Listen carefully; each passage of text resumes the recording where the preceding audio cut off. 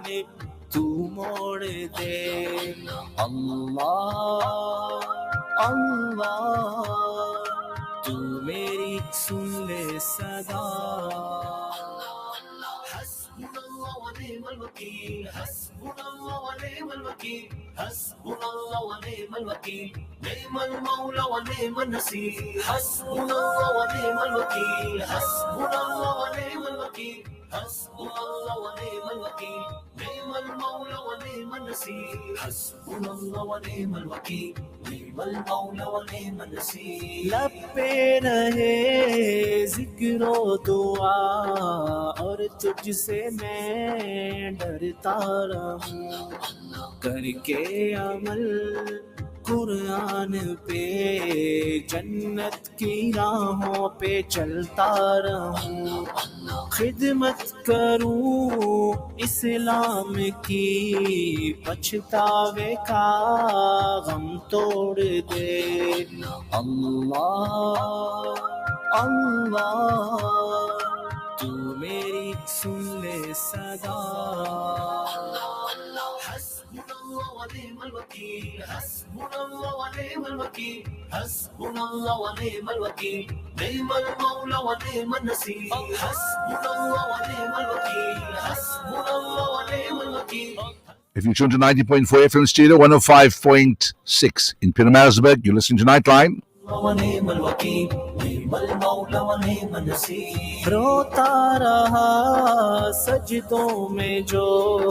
Nightline's the only program that has been designed especially for you, the listener. पढ़ता रहूं मैं तो फतन अपने नबी पे दुरूद हर कदम हो रूह जब तन से जुदा जन्नत की जानिब चले. Nightline's the only program that allows you to listen to the opportunity to voice your opinion on any topic or any matter that concerns you. तू मेरी सुन ले सदा. And by now you know we conduct interviews with the famous or not so famous and the infamous.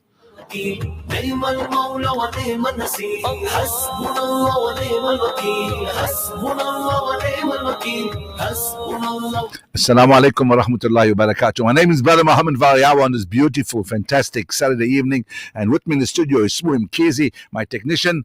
And we are all alone. Dr. Jua is not available tonight. He will be available, inshallah, next week. We're also on Facebook, www.alansar.org.za. As usual, let me just give you, I have now scripted my show. It's all beautifully scripted. I've got my laptop with me, and if you're on Facebook, you'll be able to see. You won't see your laptop, but you're able to see me. It's clearly scripted. We start off with Palestine, so if you're with us, the first half an hour to maybe 40 minutes will be dedicated to Palestine. Thereafter, we're going to discuss a very, very interesting story. It's the trauma about bearing your own child. The trauma about bearing your own child. And the final segment is very, very important, and I hope I'm going to educate some of you. Food security, the importance of food security, and how farm murders can disrupt this entire operation. And in time to come, if farmers have to leave us, there'll be no food. Let's begin with Rafah. Happened now, recently. Hani Mahmoud has more from Rafah. Within the past hour, the scene of transferred the bodies into Najjar Hospital into burial was very heartbreaking. The majority in the car and the ambulance were children wrapped in these white sheets, soaked in blood. We spoke with a doctor who described the children who came into the hospital with devastating wounds and soaked in blood and burns that if they made it and stayed alive, it wouldn't take them long to lose their life, because there is no way these injuries could be treated right away at the current situation. Well, one thing should be clear about the growing threats of expanding the ground invasion to Rafah city. So far, the vast majority of people across Rafah city, including local residents, they believe this is used as a distraction by the Israeli military and the Israeli prime minister, because keeping the world busy with the talks about expanding the operation into Rafah city, the ground operation, they are just a few steps away from victory, and have the world busy with that. But while at the same time the world is busy with that, he is relentlessly attacking across Rafah city. If just a brief walk into Rafah roads and streets, the number of homes that have been destroyed within the past 6 months, equivalent to the scenes of destruction we've seen in the central area and the northern part and Gaza City. That's why a lot of people seeing that this is one way to distract the world from the ongoing atrocities that are taking place on daily basis in Rafah City. However, the concern is still here. The shattered sense of safety and security is deepening across Rafah City, because we know Rafah has been the last refuge of safety for people, which, by the way, hasn't been really safe at all within the past 6 months. But there is no place to go to. There's no way to go back to the northern part in Gaza City to their homes. Pretty much there isn't much left of Khan Yunis, of the part of the central area, Gaza, and the northern part. It's just making a great deal of, it's causing fear and panic, because simply there is a lot of uncertainties involved in this. This is a clear indication of exactly what's happening. ICJ ruling, the world leaders advising him, the people that's protesting. Now, I'm not saying that what we're doing is not working. I'm just saying that what we're doing, he doesn't care a damn about. And he's now biting Rafah. He's pinching Rafah. He's interfering with Rafah. But it's going to come. That's 1.5 million people settled in Rafah. Now, despite the whole world protesting about this, nothing has changed. This does not mean that you must stop making dua because you need to make more dua now, or you stop your protest that's going on all the time, or you stop whatever you are doing, because it's coming. And I don't think he's going to stop. Now, Masjid al-Quds on Friday, which was yesterday, we had Dr. Faisal Suleiman gave a lecture at Masjid al-Quds on Palestine. It was called The Faith in Palestine. I'm going to play that for you just now, but just to keep me company, so you know what the telephone numbers are. Remember, it's 060-904-1056, 060-904-1056. That's a WhatsApp number. If you want to give us a call, it's 0861-904-904. It's just myself and Spoo and Kizi here, so we need to have your company to tell us that, first of all, that you're awake and that you're listening, and that your concern of the Palestinians should be increased right now, because the attack on Rafah, as far as I'm concerned, is coming, and it's coming very, very, very soon. So we can't stop making dua. We can't stop praying. We can't stop protesting. We can't stop screaming and shouting. It just has to be done. Let's listen to Dr. Faisal Suleiman, Masjid al-Quds, Cape Town.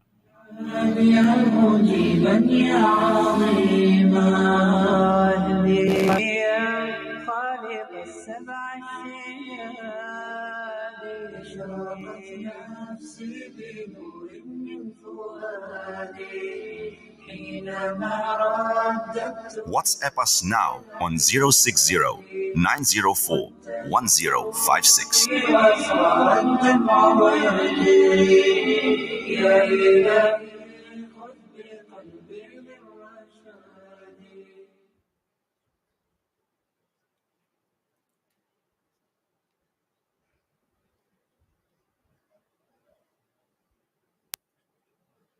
Without further ado, we call upon the Honorable Dr. Imtiaz Sulaiman to address us. فليتفضل مشكورا. Jazakallah Maulana. Assalamu alaikum wa rahmatullahi wa barakatuh. Very special welcome to my team from Yemen, who've been working under great difficult circumstances for many years. We're one of the largest, if not the largest, organization in Yemen, dealing with all types of crisis in the country. So very special thanks. Even Anas Al-Hamati is here. He's a man, if you know, got Yolande Kok released, the hostage. He was the one that negotiated for a release. And Sultan, the man that guided him, is also here, together with two other members of Yemen. And they will be touring parts of South Africa to give feedback on all our projects in Yemen. But today, of course, it's about Palestine. First of all, may Allah bless everybody who's made dua in Ramadan in the last 6 months, the rallies, the walks, everything. Sorry, yes, I said Faisal Suleiman. It's actually Dr. Imtiaz Suleiman. My apologies. But it's studying up together. The question is, whose faith is being tested? Is it the Palestinians' faith? Is their faith being tested? You mean to tell me after 75 years Allah doesn't know how they're going to respond?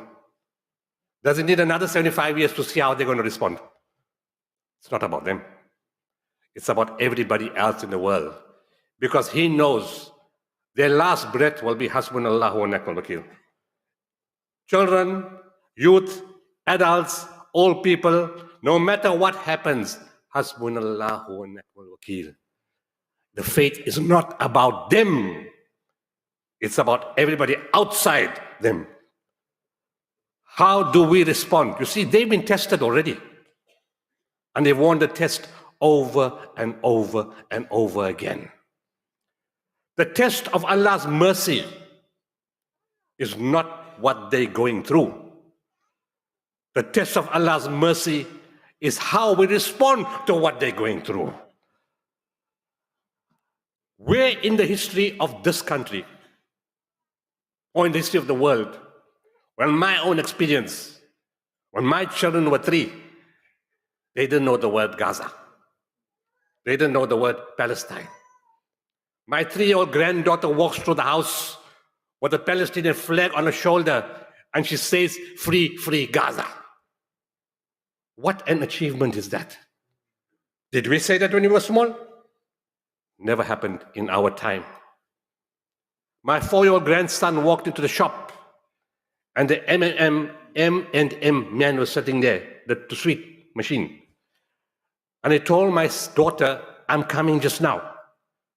He's 4 years old. So he asked him, "Where are you going to?" She said, "I'm going to beat up that man." So she asked why. He said he's part of the boycott.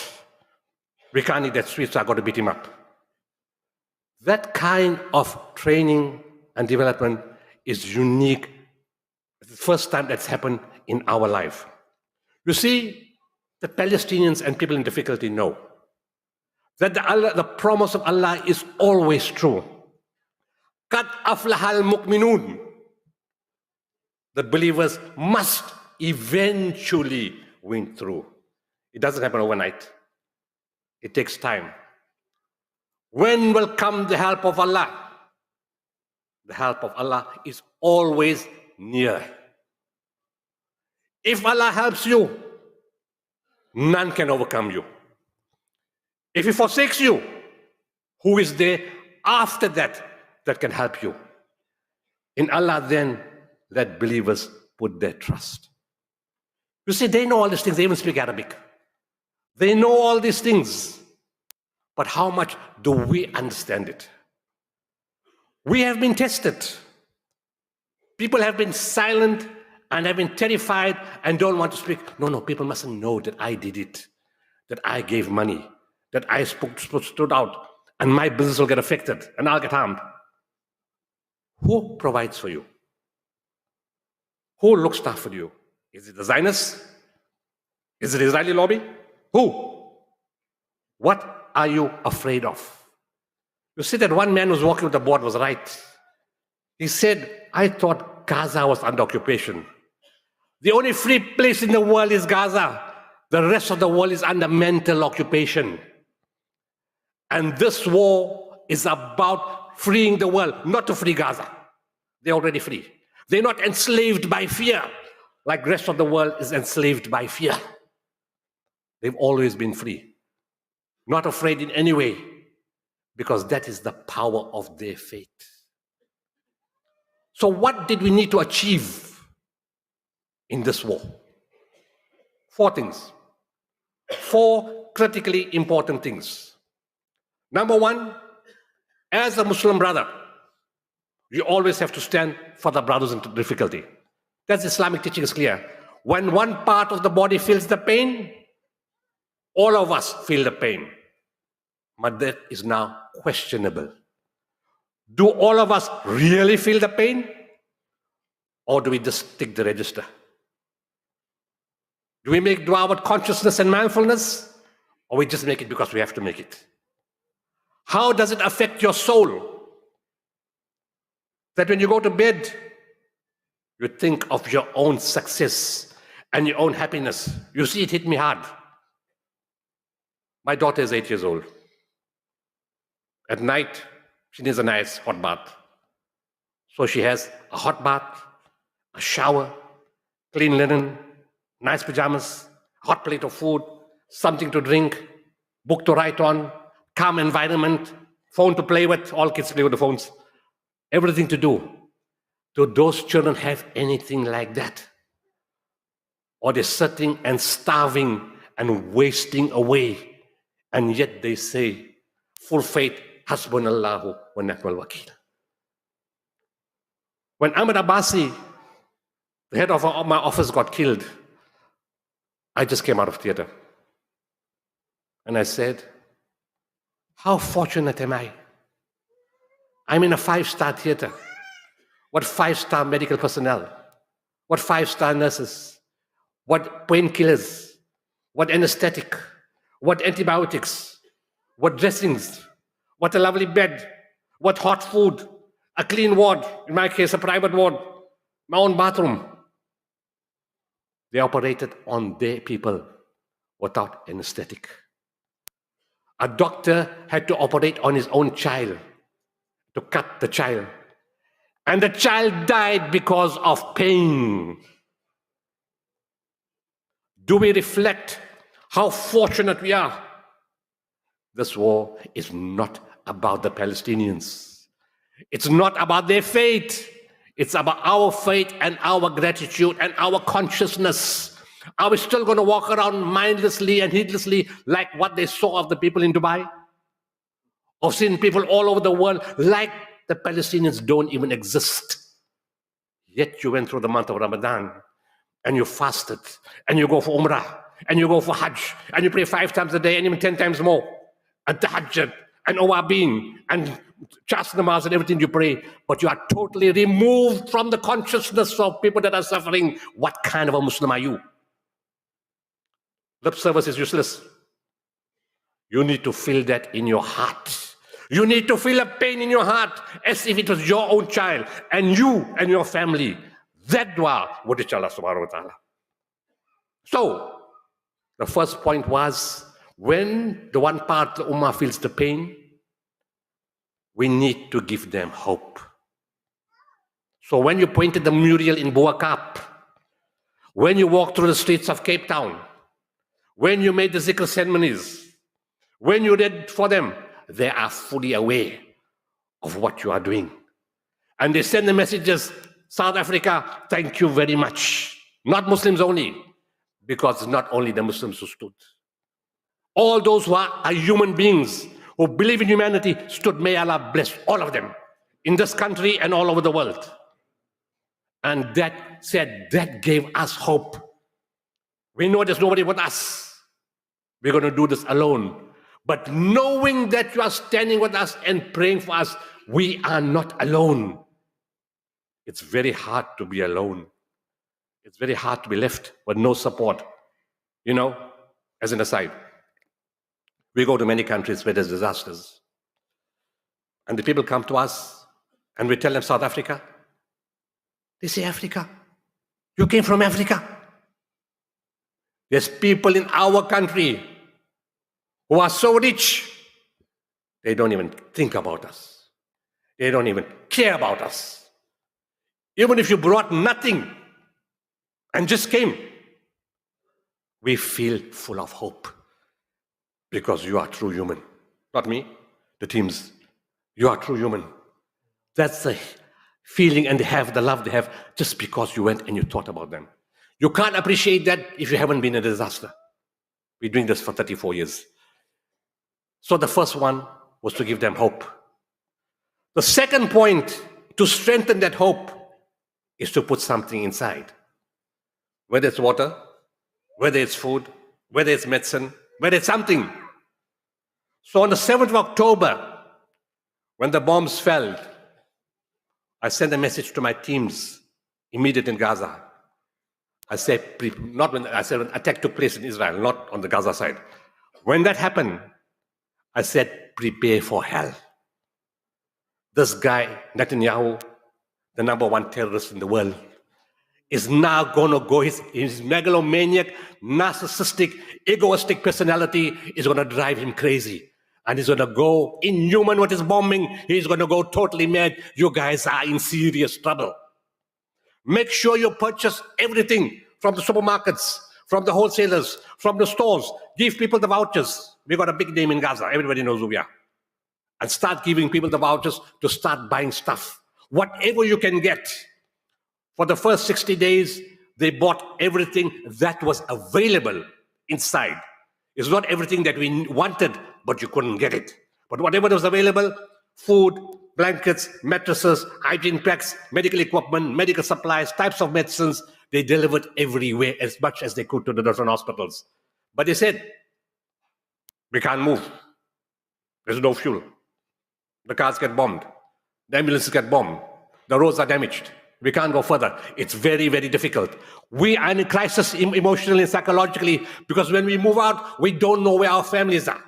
We don't know what state they're in. We don't know what's happening to them. Hasbunallahu wa ni'mal wakil. We will do our job and we will deliver.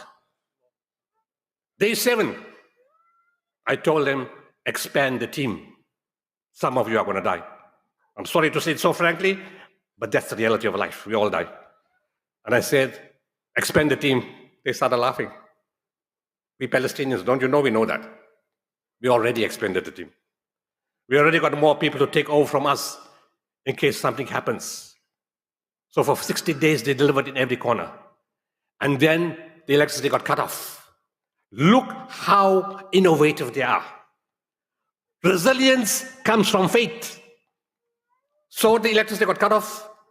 They came and they brought the generators. Ordinary people, we don't know who they are. They just brought the generators. We said generators need fuel. So from their cars, they siphoned off the fuel and said, take this. And our 3 desalination plants were working. And eventually, Israel, the occupation forces, knocked out 1 plant and the water tanker. There were 2 left. And then eventually the fuel got finished. We had enough just to pump the desalination plant. They got innovative. Don't use a truck, use a donkey. A donkey doesn't take fuel. So the donkey went around and they started giving the water everywhere they could. They couldn't go too far. We need to understand that. And they also started taking hot meals to the different centers. And the hospital needed air mattresses. And old people in homes. These are not homes. These are broken down buildings. Whole window, door, wall is gone. We delivered food parcels as much as they could. And they did all that as much as possible for 60 days. Our 6-story childcare center is gone, bombed. Our health center in Kuza is bombed, gone. The preschool that we supported in Kuza is bombed, gone. And gone is Ahmad Abbasi. Took in 3 trucks, took 20 days to take in 3 trucks. Took 13 days to cover 30 kilometers. And then we put in another 8 trucks. And then we put in another 5 trucks. And now we're busy with another 10 trucks, preparing for them to go in. The Zionists are totally arrogant. Nobody will challenge us. Nobody can do anything to us. A country that can't even keep the damn lights on, that can't deliver water, that can't fix a pothole, that can't get things right, stood up. And people tried to spin it. And they said it's the election, they want votes. What kind of a dumb answer is that?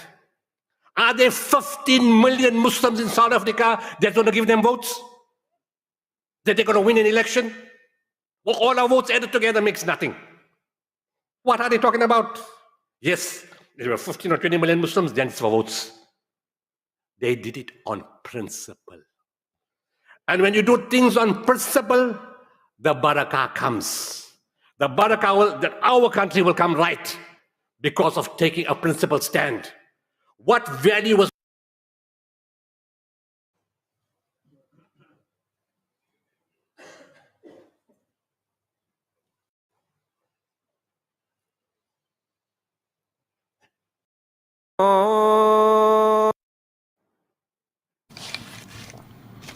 Okay, the part that I wanted you, he was emphasizing how much of work Gift of the Givers does, and that's true. They do a hell of a lot of work.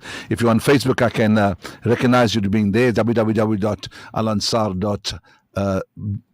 www.alansar.org.za, right? That's where we are. I can see there's 17 of you, alhamdulillah. So we're talking about how much of the feeling that you have, and Doc and I have over the various number of weeks has emphasized, we've done every single program. We don't want you to lose focus of what's happening in Palestine. despite the fact that the world has got their own problems, we still want you to remain focused. And the question that I want to pay, Hasbunallahu wa ni'mal wakil, trust is all in Allah subhanahu wa ta'ala. But what are we doing? How much of effort are we putting in to make sure that the protest still goes on, the boycotting still goes on? There's certain pharmacies that stopped Israeli products. There's people going on the flotilla now that's taking aid into Gaza. We still have to fight and fight and fight, because that maniac is going to go into Rafah, and he's going to go into Rafah soon. So we need to hear from you. 08060904156. If you're on Facebook, give us a chat, tell us exactly what's happening. But I want you to listen to if you don't know him, his name is Yusuf Bassem. He's a cardiac surgeon by profession, but he's also a comedian. He's been on a number of shows, and I followed him all the time. Let's listen to him tonight when he speaks to I can't remember her name. I'll get her name as we go on, but she's a very, very famous journalist. Let's listen to him now. You have family in Gaza, your wife's family, your in-laws are there, right? Yes. And tell me, can you talk to them? No, I mean, I've been touring, so it's been difficult. It's been difficult enough for them to be in touch with my wife and her family. But the thing is, they have like many families there, like cousins and uncles, and they're all left their houses in Khan Yunis and Gaza and northern Gaza. And now they are in one apartment, in one building in Rafah, sharing it with 25 other families. And, you know, at any moment we can hear a bomb drop. But it's okay, because Israel will apologize, I'm sure, as they usually do. I mean, like, I was so happy to listen to their sincere apology for killing the people from Central Kitchen. Oh my God, like the pain that they have to go through. I mean, even one of their spokesmen tweeted on Twitter, it's like, see what Hamas made me do. It's like, it is so interesting. And the thing is, what's really, for me, what's very interesting is the outrage, the global outcry.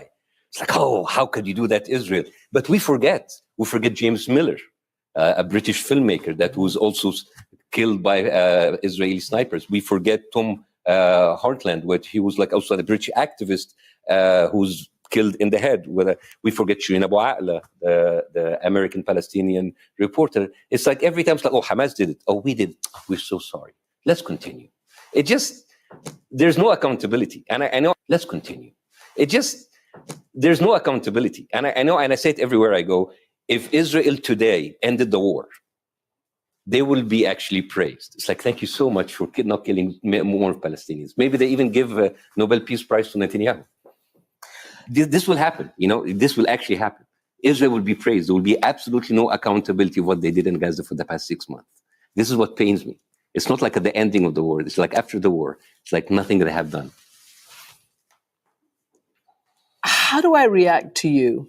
How do I react to what you're saying and I want you to react to me as if we are both citizens of the world. Because, you know... I did. That's why I said what you're doing and and your piece. And I want you for 1 second, like have an exercise, like step out of your anchor chair and look at the Western media as a viewer and see from the eye of a viewer the horrendous work that the Western media has done. Tell me. Because for months, the Western media went with the Israeli story, decapitated babies, gang rape, all of this. And then we know about the Hannibal Directive. We know how the Israeli troops killed a lot of their own citizens. Not I'm saying that Hamas didn't do anything, of course.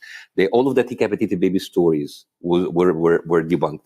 The story that Antony Blinken went in and talked about the Hamas fighters who killed and raped and cut limbs and then had breakfast, all of that was debunked. And then the Western media, not a single time, they said, we're sorry, we messed up. We led the whole world to believe these lies in order to justify the daily killing of Palestinians. And not a single person came out and retracted their lies. And not even said, like, we should even look at what we said and we apologize for it. This is the problem, you know? And you're talking about sexual violence against what happened, but nobody's talking about sexual violence on Palestinian women every single day. Nobody is talking, like, I remember 2016, where the whole media was up in arms about, like, Russia interference in elections. Nobody's talking about how AIPAC is, like, basically bragging about paying all of these politicians to win their elections. Nobody is talking about that. And I wonder, as someone who left the Middle East and came to the West with the promise of free expression, and to say whatever I want. And I come here and I say all of these red lines about not talking about Israel, because if we talk about Israel, if we talk about it, we're going to be suddenly called anti-Semitic. Do you not think the tone is changing, given the mounting death toll? Slightly, in but Gaza? it is performative rage. Like the ward reader are so enraged about Israel killing the 7 workers. And we talk about that, but I find that there's more rage about killing 7 foreign workers more than the rage about killing 30,000 Palestinians. I mean, look. Remember when we did say that? Remember when 30,000 was too much? Remember when 3,000 Palestinians was too much? Yeah. You know what happened? 3,000. Tomorrow, if 300,000 Palestinians killed, nobody will care. Nobody will care. Numbers don't mean anything. Why anymore. do you think that is? Because they don't look at Palestinians as equal human beings. It is really hard to hear you say and hear others say that they don't look at us as people. Because they were deemed animals, terrorists, Hamas sympathizers. Remember when we were out all the rage about like babies killed in incubators, then baby killed of hungers, and then people killed in stampede, and then it's old news now. Remember when we were talking about did Hamas or did Israel bomb the Al Ahli hospital, and since then Israel bombed 36 hospitals? It's just they move too fast, and by the time you just like catch up and you corner them, it's like, well, I'm entitled. I mean, like, if you talk about it, you're anti-Semitic. I'm doing this to protect myself. Here's the thing: every time Israel say like Israel have the right to defend itself, Israel had the right to exist, and I would say like Israel have the right to go F itself.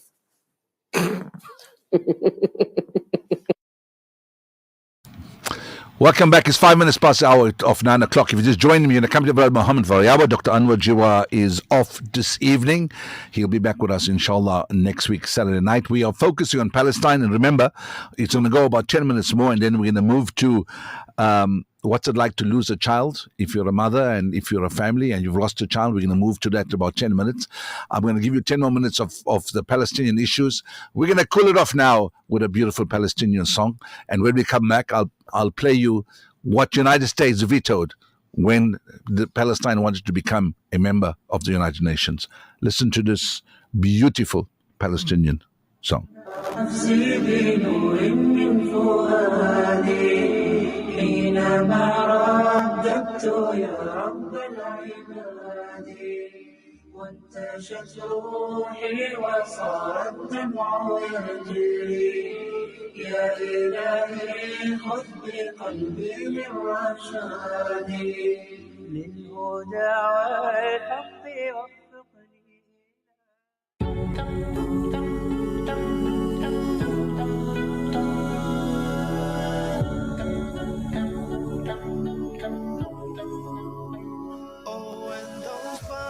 Fell on Palestine streets, they bid like farewell, 'cause they were deceived. The whole world is watching whilst they all disappear. They face injustice, but God is near. فلسطين يا فلسطين بلاد العز والكرم فلسطين يا فلسطين جروحك بكى الحجر صرخات طفل بريء يسمعها رب البشر من صواريخ السماء تنزل مثل المطر يا فلسطين ابعد دموعي نصر قريب يا فلسطين شهداء الأقصى في الجنة أحياء القدس ستبقى لفلسطين. Oh, can't you hear us? Our souls cry freedom.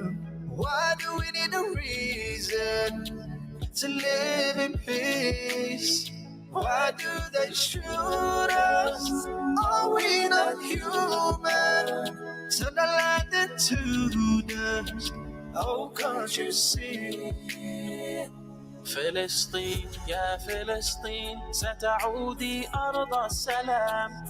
فلسطين يا فلسطين سيزول عنك الظلام. صرخات طفل بريء يسمعها رب البشر من صواريخ السماء تنزل مثل المطر يا فلسطين ابهي دموعي نصر قريب يا فلسطين شهداء الأقصى.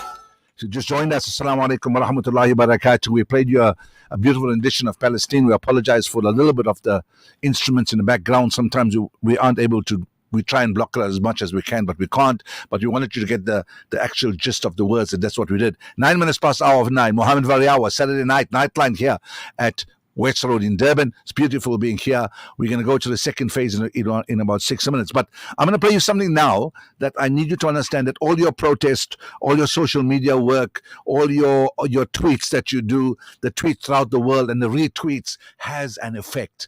And this short video will tell you how much effect it actually has. So don't stop doing it. Rafah is going to be bombed soon. The war in Gaza hasn't stopped. Children are still being massacred. Women are still being murdered. Men are still being annihilated. So the war in Gaza is still on. We need you to be part.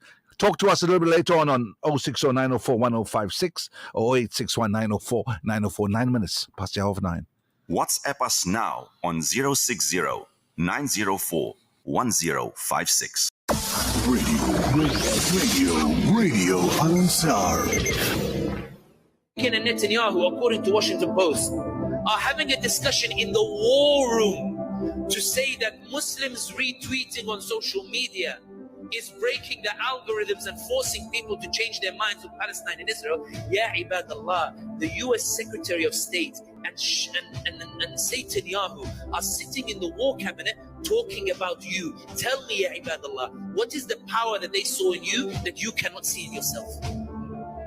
When Blinken goes to bin Salman and says, please help me to keep them quiet, Blinken is discussing you with the Saudi Crown Prince Mohammed bin Salman. When Abdurrahman al-Sudais gets a phone call from bin Salman that says, I need a fatwa to get these Muslims in Chicago to be quiet.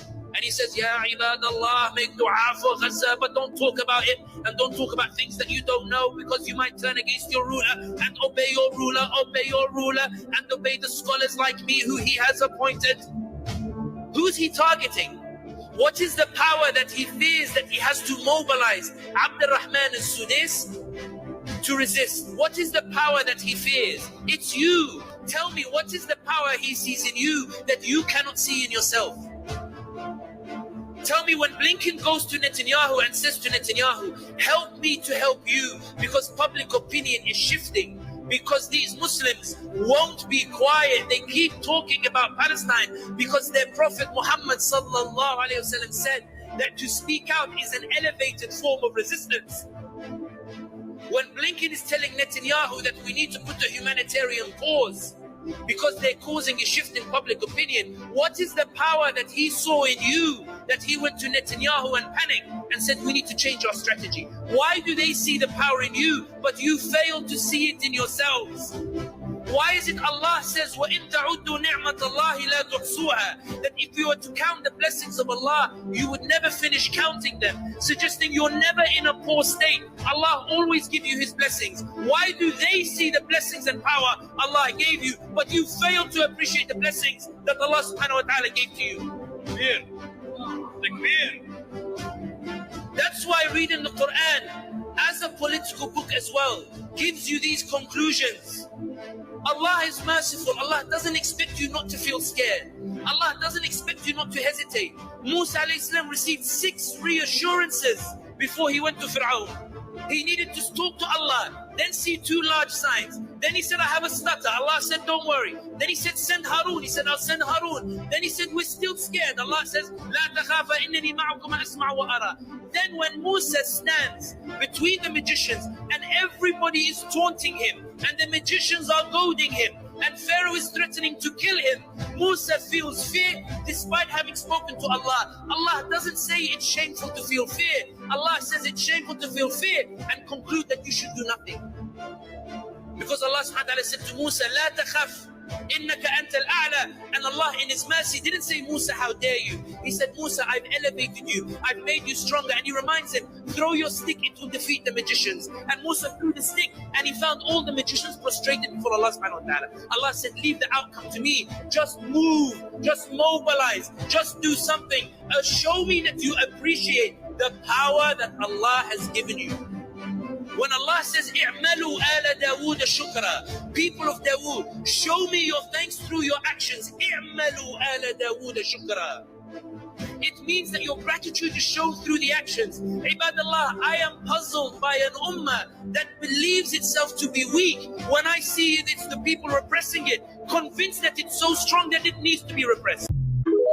We are not weak. Move the action, show the movement, show the action, show the resistance, show the power. Stop underestimating ourselves as Muslims. We're powerful. Our tweets and the retweets are shaking the world. Whilst this is not only a Muslim issue, it's a humanitarian issue. Non-Muslims have played a vital role in what's happening in Palestine, in the conscientiousness of the Palestinians, in the conscientiousness of what's going on in Palestine, in the conscientiousness of our children. The whole world now knows what is happening in Gaza. The whole world knows about the genocide. The whole world knows about the ethnic cleansing.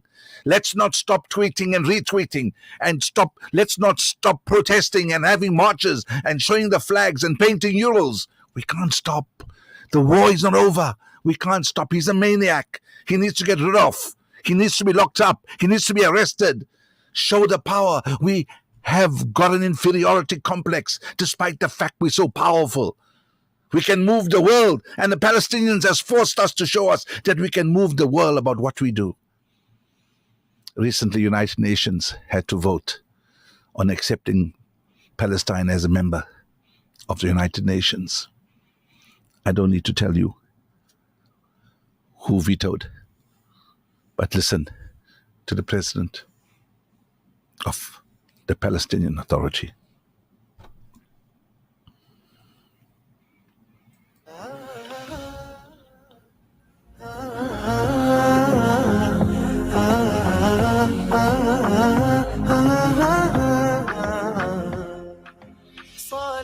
سلام على المصطفى رسول إمام بنور الصفا صلاة سلام على المصطفى رسول إمام بنور الصفا حبيب الإله أنار الحياة وقلبي يراه كمثل القمر بمدح الرسول يزيد الأمل ويأتي القبول بخير العمل صلاة سلام. I will get to the lines and the messages and the voice messages sent to me in another 5-6 minutes. Please be patient. I'm going to come to you. Let's listen to what happened at the United Nations after they vetoed Palestine from becoming a member of the United Nations. It's the Palestinian president. إمام نور واتباع نبي طبيب. لم يفقد شعبنا الفلسطيني إنسانيته، فشعبنا الفلسطيني الآن يبحث عن بقايا الحياة، ولن تجدوا من هو أكثر طوقا لعيش الحياة العادية كشعبنا في غزة. غزة العزة، غزة العظيمة، بل أن شعبنا الفلسطيني كافة في كل أماكن تواجده. I'm going to translate. He wants to live and clings to life. ويتشبث بها كسائر شعوب like all other nations on earth. شعب يتوق للحرية. A nation that longs for freedom and dignity and to live in peace. Palestinian people will not disappear or dissipate and was never expendable. You must treat them with fairness. You must treat them with fairness.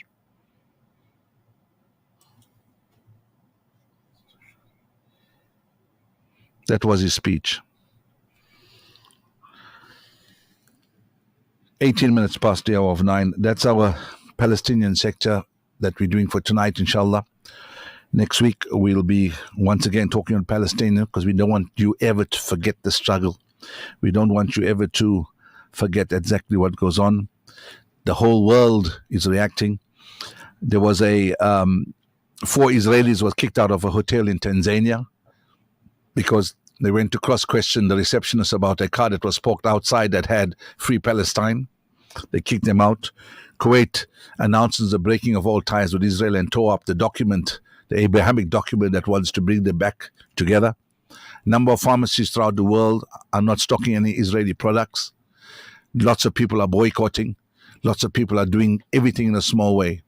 Let's not underestimate the power of us one and the power of the people all around us. Before we go to the next segment, Yasmin sent us a video. This is a new duas that you're well. Can I please have the recording of this? I missed the program. Really need career because I'm trying to switch from what we studied. Okay, I don't know how is that happening there. Zohar. Assalamu alaikum. We will have a...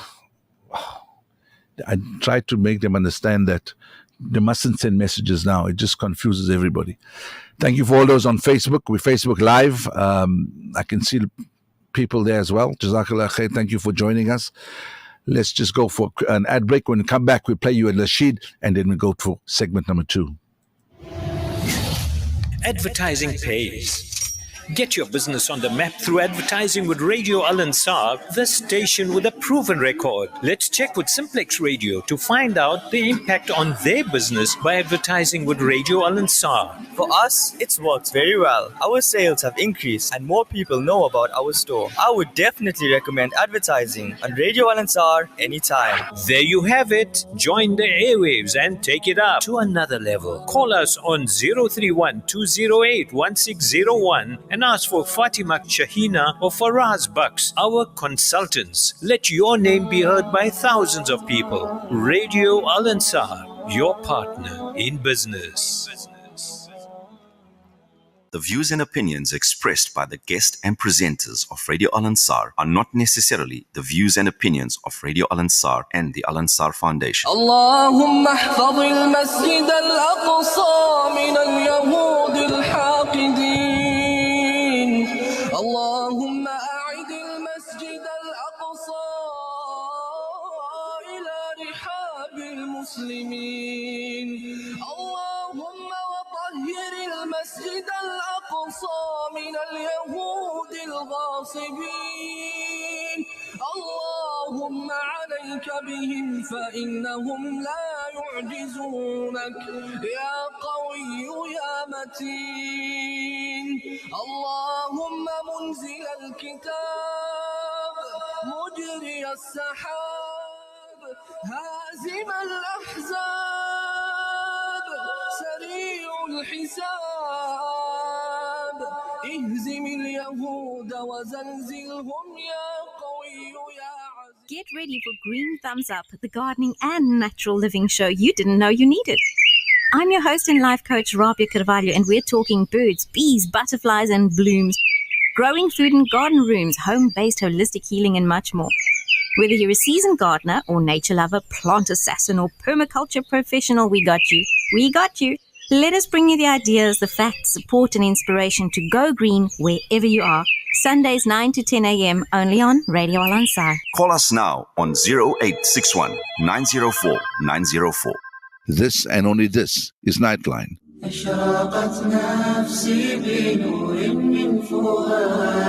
Nightline is the only program that allows you to listen to the opportunity to voice your opinion on any matter or any topic that concerns you.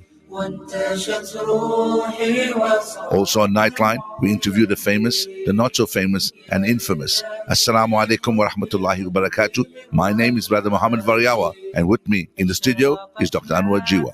Join us every Saturday night from 8:30 p.m. till 10:30 p.m. on Nightline, the program designed especially for you, the listener. Getting you through your day. Radio Al Ansar.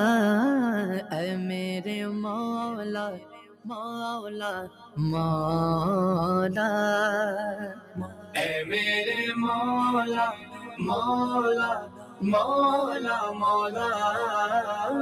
اے میرے مولا مولا مولا اے میرے مولا اے میرے مولا اے میرے مولا اے میرے مولا اے میرے مولا اپنا حرم دکھا دے دونوں جہاں کے مالک اپنا حرم دکھا دے دونوں جہاں کے مالک قسمت میری جگہ دے قسمت میری جگہ دے دونوں جگہ کے مالک اے میرے مولا مولا مولا مولا اے میرے مولا مولا مولا اے میرے مولا اے میرے مولا میرے مولا اے میرے مولا برسوں سے آرزو ہے تیبہ کی جستجو. Thank you to all those people on Facebook. I hope you're enjoying watching us. You can send us messages as well, remember, because I see there's quite a few on Facebook. You can send us messages if you want, or you can send us a voice note, 060 1049. Where's the 060-904-1056, and the studio number is 0861-904-904. We come back to the second segment, the trauma of having to bury your child. میرے مولا مولا مولا Assalamu alaikum. I'm Ismail Kaiser, the technician. You are now listening to the biggest reality show, #NITELINE, exclusively on Radio Al-Ansar. میرے مولا مولا دنیا و آخرت کے ہر غم سے تو بری ہے دنیا و آخرت کے ہر غم سے تو بری ہے مجدہ مجھے سنا دے مجدہ مجھے سنا دے دونوں جہاں کے مالک اے میرے مولا مولا مولا مولا اے میرے مولا مولا مولا اے میرے مولا میرے مولا میرے مولا میرے مولا دنیا کے ہر ستم سے عقبا کے گھر علم سے دنیا کے ہر ستم سے عقبا کے گھر علم سے دامن میرا چھڑا دے دامن میرا چھڑا دے دونوں جگہ کے مالک اے میرے مولا مولا مولا مولا اے میرے مولا مولا مولا اے میرے مولا میرے مولا میرے مولا میرے مولا بیٹھا نبی کے در پر جس دم کو یہ اجاگر بیٹھا نبی کے در پر جس دم کو یہ اجاگر اس دم اسے فنا دے اس دم اسے فنا دے دونوں جگہ کے مالک اے میرے مولا مولا مولا مولا اے میرے مولا مولا مولا اے میرے مولا میرے مولا میرے مولا میرے مولا مولا مولا مولا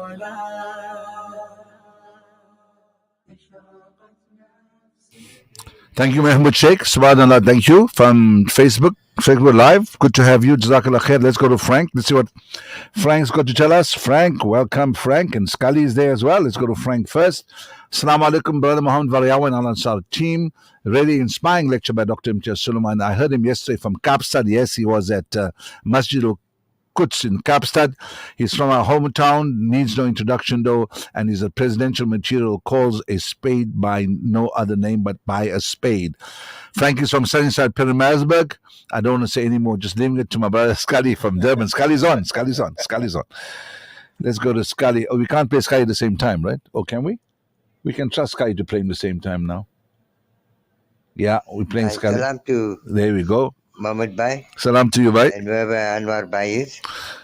And also to Noviso, the technician, NITELINE technician. You know, Mohammed Bhai, without the technician Noviso, there'll be no NITELINE, you know. Absolutely. So I'm just asking, mention him sometimes and so on. My voice noting was about the Palestine man. You know, I mentioned about our national prayer is, I think when God's going to hear us all, then something is going to happen. That's a good idea, Scully. I think it's about, you know, injuring of lives. That is all. I don't know. That shows that countries can do anything. You use that word, the beast. No, he's worse than the beast, man. Maaf Kalana. God bless you. Thank you, Scully. And please keep talking about this. Yeah, I think we should have a national prayer. I think that's a very good idea. All denominations throughout South Africa may choose one day in Durban, one day in Cape Town, one day in wherever else in our provinces here. We should all get together, unified as one group, and to pray for because nothing has changed. The situation in Palestine and Gaza, if anything, is actually gone worse. Nothing has been improved, nothing changed. You can chat to us. Our lines are now open, and you can talk to us on 060-904-1056 or 0861-904-904. 9:30. I'm now going to go to a very difficult, it's a painful, it's heart sore for any parent or parents, especially when you have to bury your own child. And please, I'm not making any reference to the accident that happened sometime last week down Sydenham Hill. I'm not making any reference to the accident that occurred in Johannesburg. I'm not making any implications as far as cars is concerned, speed is concerned. But we're going to have this discussion from a point of view of, we're going to delve into the depths of human emotion and explore the often overlooked struggles faced by parents, because parents at the end of the day expect to be buried themselves.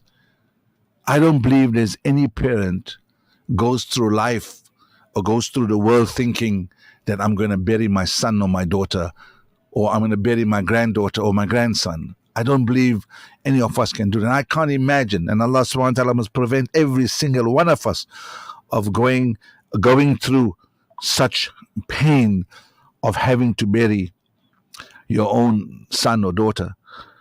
And parents who have endured the unimaginable, burying their own child, we confront the raw and profound emotional, psychological, and mental trauma which accompanies such heartbreaking loss. Now, whether it is due to tragic accidents, whether it's due to a suicide or other devastating circumstances, whether it's a car accident, we shine a light on the anguish experienced by parents who must navigate life's darkest moments while grappling with profound grief and shattered dreams. You send your son, or your son leaves home in the early hour in the morning, usually like every day he does, and carries on his chores as normally, or your daughter or your grandson or any one of your siblings, and then you get a phone call. And the cell phone rings and you answer it, and it's, "Are you the mom of so-and-so?" "Yes, I am." "We need you to rush to so-and-so place." And then you come there and you witness, let's just talk about an accident. I'm making no references once again. Let's just talk about an accident, and you see the mangled wreckage of the car, and you see the state of the bodies inside the car. I can't believe what you go through. I mean, that kind of pain is unbelievable. it's devastating. It's devastating circumstances. So we shine a light on the anguish experienced by parents who must navigate life's darkest moments whilst grappling with profound grief and shattered dreams. Additionally, we confront the stark reality of maybe and reckless behavior among teenagers. I mean, teenagers today, I want to say, I don't know how to say it, but teenagers today feel entitled. And I had a discussion, again, I want to make myself very clear. I'm not making reference to any incident that has occurred now recently. I'm talking generally. I had a discussion recently about the responsibility of parents in the line of purchasing vehicles or cars that reaches speeds of 320 kilometers per hour. We're talking about really, really, really fast cars in the German makes of the BMWs and the Mercedes Benz. And I don't know cars, and I only drove a car that really exceed 120 kilometers in my life. And I don't know whether we should be responsible enough as parents to decide when our child achieves amazingly at school and gets 6 A's and is a model child and he's done everything you want, and obviously you want to gift him. And I don't know whether a fast car is a great gift. He must have got his license when he was 18. He drives a fantastic car, which his parents could afford, and good luck to them. But I don't know whether they are mature enough, whether they are responsible enough, whether they understand that that vehicle is just a machine. It does not have logic. It does not have thinking powers. It will do exactly what science tells it to do if it's going to hit anything. That's number one. Now, I'm not talking about accidents. I'm talking about freak accidents. I'm talking about adrenaline accidents. I'm talking about, so the whole idea and the whole purpose of this program is to actually focus, first of all, on the mother, because I think the mother feels it the most. And Allah subhanahu wa ta'ala has blessed them with so much of emotional control, so much of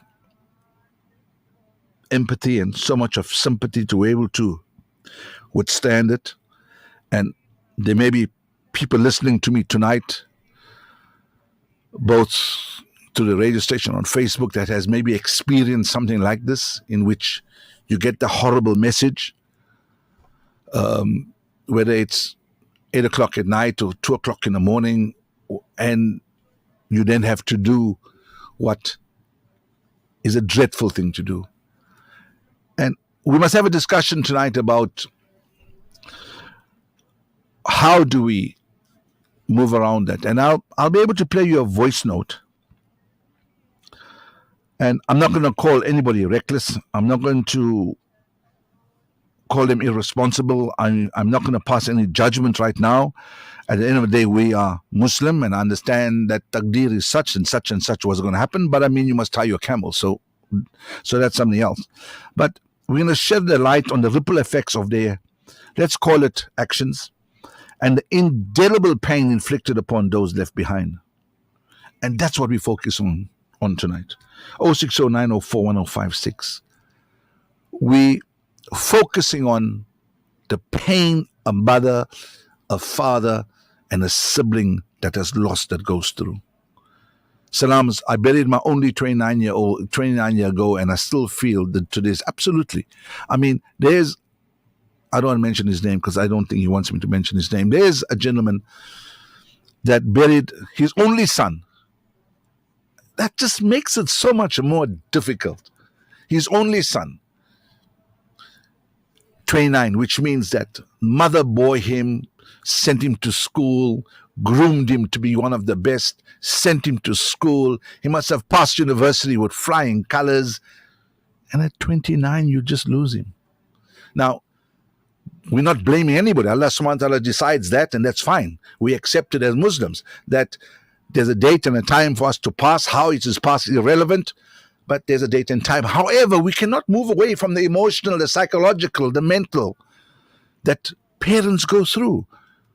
And I'm trying to work out as I sit here, and Allah subhanahu wa ta'ala must not even give my worst, and I don't have enemies, my worst enemy. Or Allah subhanahu wa ta'ala mustn't test any one of us listening tonight with anything like this. I've read day before yesterday about a youngster in Stanger that's studying at Rhodes University, went to bed. There was a gas leak that he wasn't aware of, and he passed away. I believe he was a Hafiz al-Quran. I've read a tribute to him on some of the number of groups that I'm on, and it was a glowing tribute. I mean, listen, you're sending your son to Rhodes University to become a journalist or whatever he was doing. Mom is at home, son studied, waiting for him to come home, graduated, getting married, have children, give me grandchildren. These things happened. As parents, how do you cope? How do you cope? Has anyone ever been into the heart, the soul, the mind of the mother? Or even the father? I don't think he feels any less. Has there been known anybody? And if you're a mother tonight listening to me, I want to know from you now the pain and the suffering that you go through. And Allah subhanahu wa ta'ala will make it easy with time. Time is an amazing thing. Time heals, but time doesn't allow you to forget.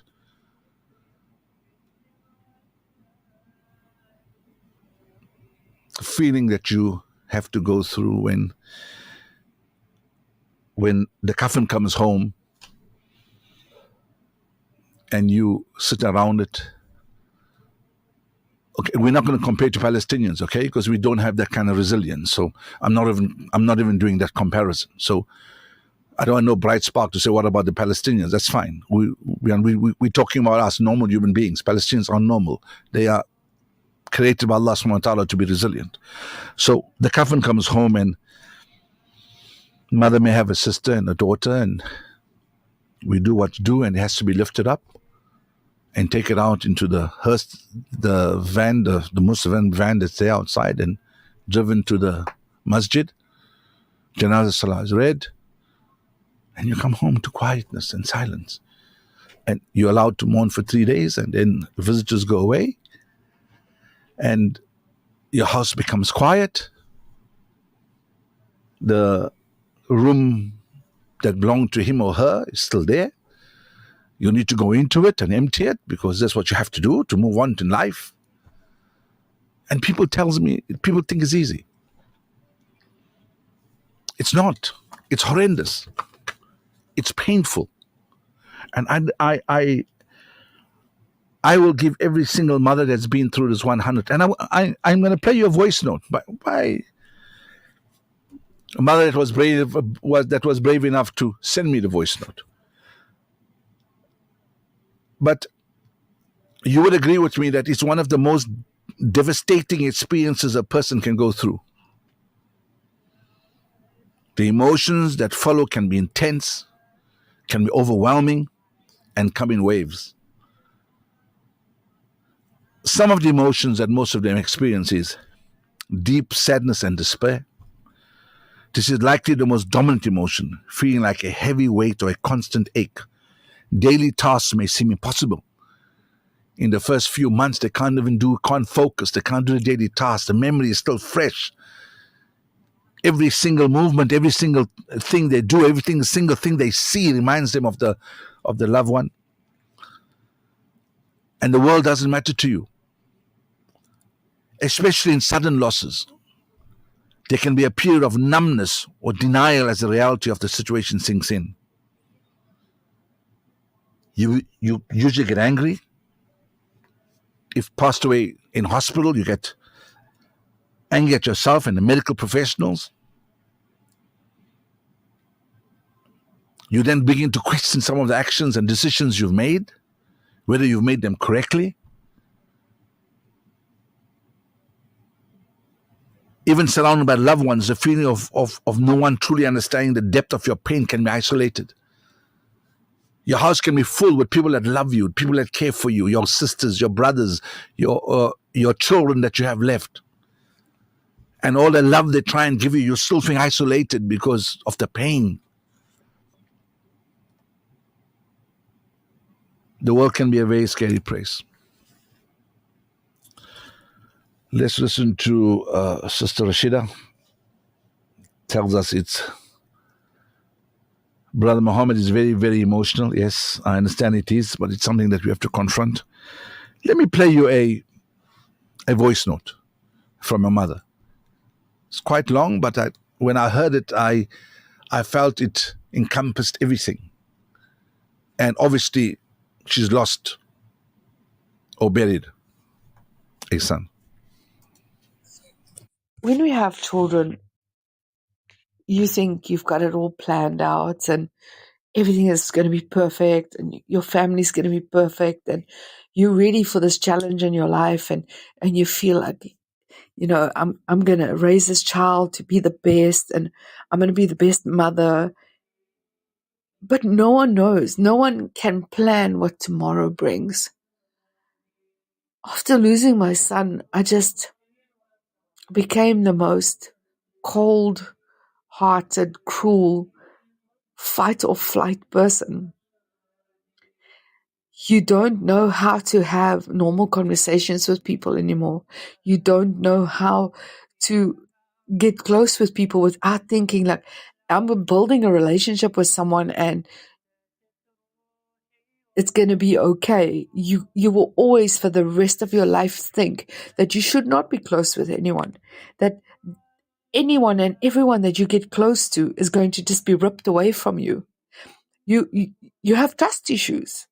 You become doubtful that something's going to be there the next day. You don't have any faith that things will be okay and that it's just going to be normal for you just to carry on with life and, tomorrow is another day and you still have friends, you have family, you have people around you that care. You don't see it like that. You become the most distrusting person out there and you have stress, you have trauma to deal with, you have depression, you hate the world. You absolutely hate that you can get up in the morning and they didn't. They got ripped from this world. They got ripped from your arms. And there's nothing you can do to control it. Nothing. You can't question it. You can't bring them back. You are forced to get up, pull yourself together and live a normal life because that's what you're supposed to do.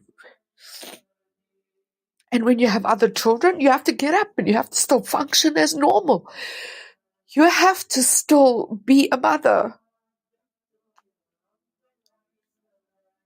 After 13 years, I still feel every single day, I feel the pain. You feel the hardship of having to live your life without them. You get to see your other children growing up, becoming of age, moving into relationships, possible marriage. And you'll always question, where would they be? Where would they be today? They're always going to be, what if?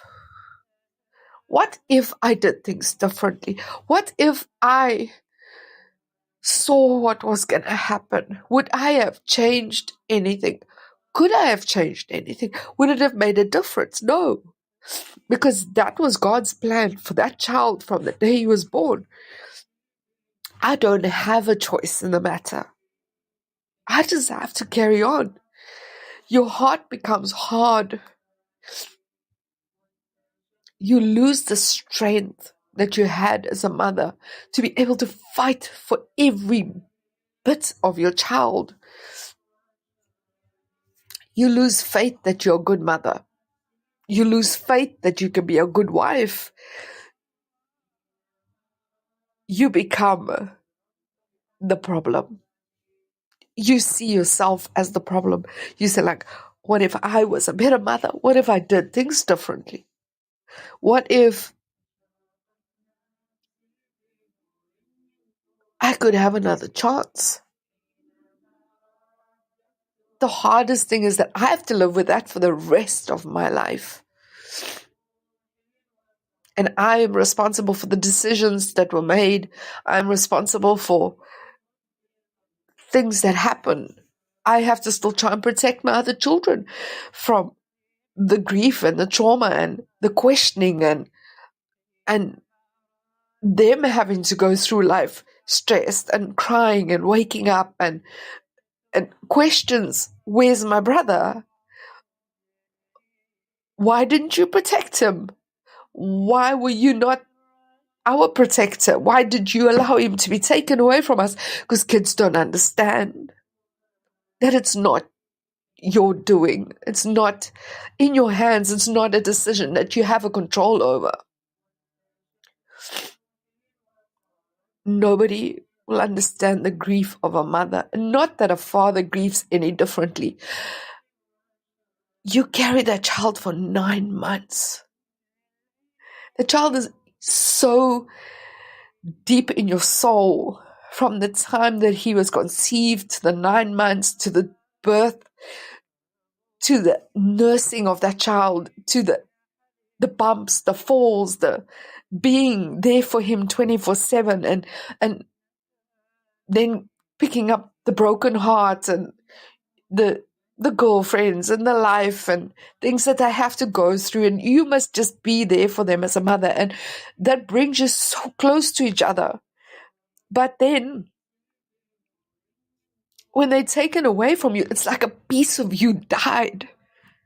It's like a piece of you have just been ripped out. And you cannot explain that to anybody. I've lost my father just 4 months after I lost my son. And I've never mourned for my dad because I'm still mourning for my son. I feel bad that I didn't mourn for my dad, but he was sick, and I could understand that. My son was ripped from my arms. I was not prepared for that.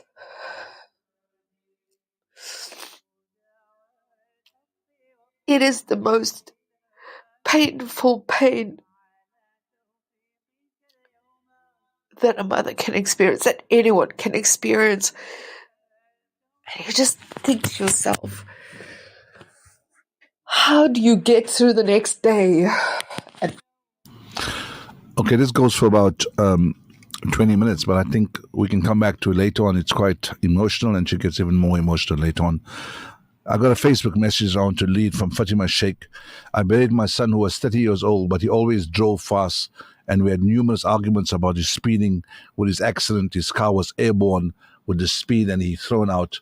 But I have still very lot of anger and pain, and I unfortunately don't even get to see my grandchild because his wife has now moved on, and there's such of pain left behind, and so many whys. Exactly, The problem is that if they had children and the wife has to move on, and then it takes the grandchild with you, and now you not only lost your son, but you also lost your grandchild. That's the point that I'm actually trying to make, and I'm trying to talk about the pain about the people that's left behind. Let's go to Jamila Sheikh. Tells us, Salam's good topic. I don't have kids. Lost 2 nephews, and a child from Stanger was my cousin's son. We all were very, very depressed about his death. Was only 20. Oh my word. Was going to qualify end of the year. I also lost my niece, who was very dear to me, and I miss her so much. May Allah subhanahu wa ta'ala grant them all of them. May Allah subhanahu wa ta'ala grant all of them Jannatul Firdaus, inshallah. And that's the point that I made. But let's go on. Let me make you listen to something else right now, and then we come back and we have a discussion about it. 5 to 10.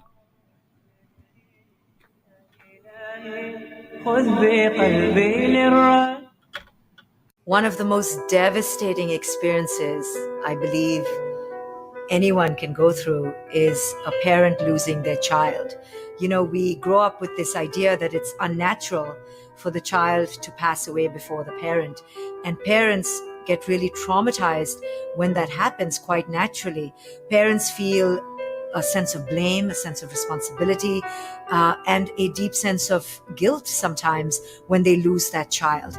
It is probably one of the most traumatic things, hands down. So I'm here not to take away from that trauma, but to offer some possible insight on how we can transform that pain into something that is meaningful to us. You know, when we lose any loved one, that love that we had for them is the source of energy that can create a new meaning for us.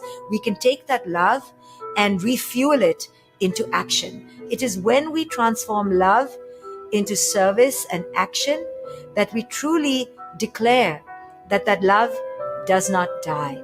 And this is a fact. Our love for someone, even though their form has moved on, can never really die. That love is always there for us to dip into, to access. We just need to go back to love and refocus our energies onto the love rather than the loss.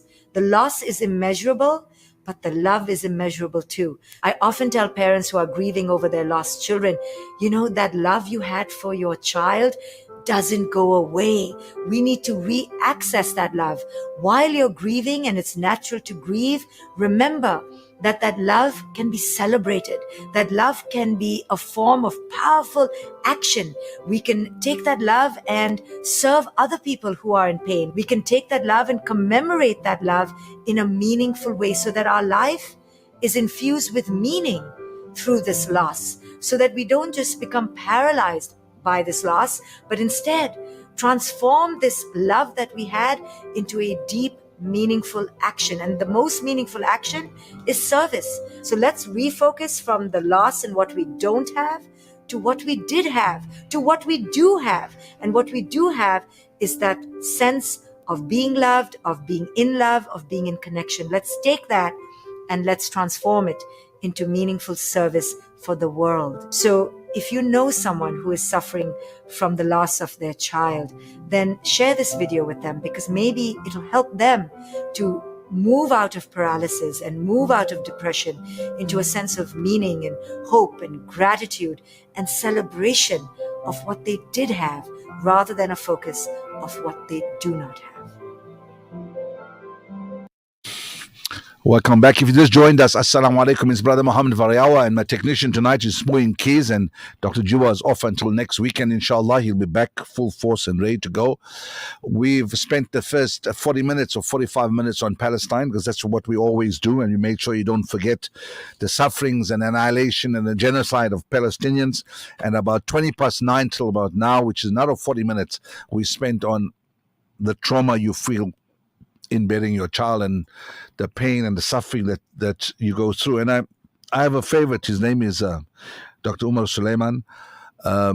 We got a small clip from his, also called The Loss of a Child. And I'm trusting that everyone listening to us on Facebook, Jazakallah khair, thank you. Hi, I can wave to you.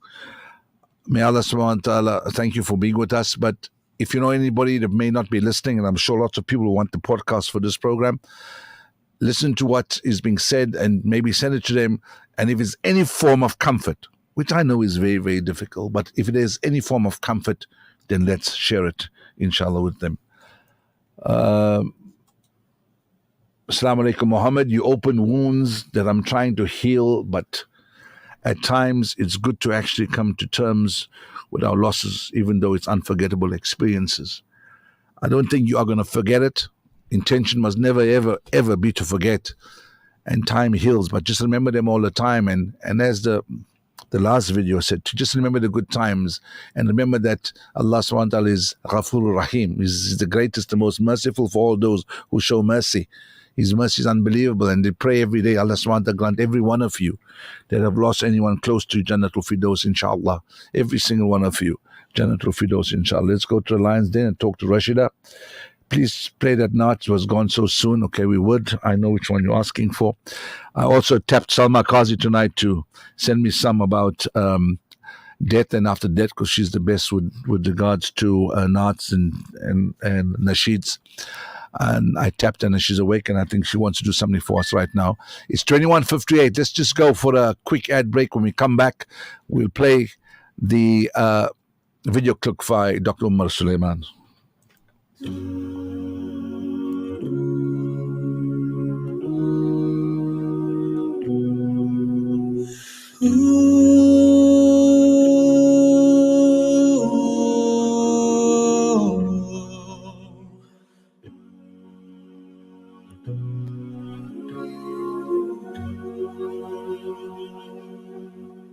Every time I close my eyes, I see in front of me.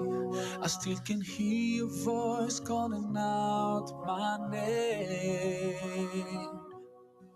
And I remember all the stories you told me. I miss the time you were around. I miss the time you were around. But I'm so grateful for every moment I spent with you, 'cause I know life won't last forever. You went so soon, so soon. You left so soon, so soon. I have to move on, 'cause I know it's been too long. I gotta stop the tears, keep my faith and be strong. I'll try to take it all, even though it's so hard. I see you in my dreams, but when I wake up, you are gone. Gone so soon.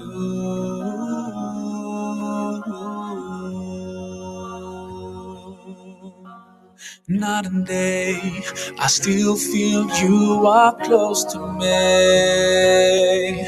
And I remember you in every prayer that I make. Every single day. Welcome back. It's 10 o'clock. You listen to Brother Mohammed VARIAWA. It's night on a Saturday night. Beautiful Saturday night. There's just two of us in the studio tonight. It's Poem Kizi and myself, Mohammed VARIAWA. A very big thank you to Salma Qazi, who just sent me a few nasheeds on losing someone in your life. Jazakallah khair. Thank you to her. Now, the third segment we focused on was supposed to be on food insecurity, which is very, very important. I'm just thinking whether I'm going to maybe keep it for next week, inshallah. So we'll play out the next half an hour with the program that we're doing right now. Let's listen to this. It's by Dr. Umar Suleiman. Assalamu alaikum wa rahmatullahi wa barakatuh, dear brothers and sisters from Quran Weekly. This is your brother Umar Suleiman. You know, many times we face tests and trials in our lives that we feel like we can't handle. But Allah subhanahu wa ta'ala promised us in the Quran, La yukallifu Allahu nafsan illa wus'aha. Allah subhanahu wa ta'ala has not burdened a soul beyond its scope. And we also know that inna a'zam al-jaza' ma a'zam al-bala, that the greater reward is with the greater test and trial. And there is really no test that a person would face that is harder than the loss of their child. And subhanAllah, it starts with pregnancy with our sisters. And that's why Rasulullah ﷺ in numerous ahadith affirmed that a woman is fi sabilillah. She's in the path of Allah subhanahu wa ta'ala while she's pregnant, while in her delivery, and also in her nifas, in her postnatal period. And in fact, it's been established through the authentic sunan and hadith in Ibn Hibban and Ahmad and other hadith that if she dies in that period at any time, then she dies shaheeda, she dies a martyr for the sake of Allah subhanahu wa ta'ala, because nothing will really push a woman more than that. Than those moments when she's carrying that child. But of course, we know that the bond that is created between the woman and her child is a very strong bond, even during her pregnancy. And then, of course, afterwards, a very strong bond between the baby and the parents. And one of the hardest things is to lose that child. And subhanAllah, we find many ahadith where the Prophet ﷺ offers some sort of comfort for people that suffer with that. Rasulullah ﷺ said, as for the miscarriage, he said in a hadith in Ibn Hibban, he said that it is more beloved to me to have a miscarried fetus than to prepare horsemen for the sake of Allah subhanahu wa ta'ala. And he explained in a hadith in Ibn Majah and Ahmad from Abu Musa radiallahu ta'ala anhu that the miscarried fetus will meet its parents on the day of judgment, both of its parents, the father and the mother, on the day of judgment, and will drag its parents into Al-Jannah even with habl al-surra, even with the umbilical cord, the Prophet ﷺ said. Subhanallah, in the hadith of Abu Hurairah radiallahu ta'ala anhu, which is narrated in Tirmidhi, where Abu al-Hasan asked Abu Hurairah, he said, give me something, I lost my child, give me something that would soothe my heart. And he said that I heard the Prophet ﷺ say that the child would grab onto the parents, and Abu Hurairah radiallahu anhu demonstrated grabbing onto that, to the man's sleeve, would grab onto the parent's arm, to the helm of their sleeve, and would pull them into Jannah the way that I am pulling you into Jannah. So this could be a person's ticket to Jannah, obviously, because it's such a great trial. And Rasulullah ﷺ, in one hadith, he said that whoever loses 3 children, has 3 miscarried fetuses and bears that with patience, Allah subhanahu wa ta'ala will form a strong fortress for them on the day of judgment. And the Sahaba said, what about 2? He said, even 2. And they said, what about 1? He said, even 1. Sallallahu alayhi wa sallam, because the mercy of Allah subhanahu wa ta'ala is that vast, and Allah subhanahu wa ta'ala surely understands.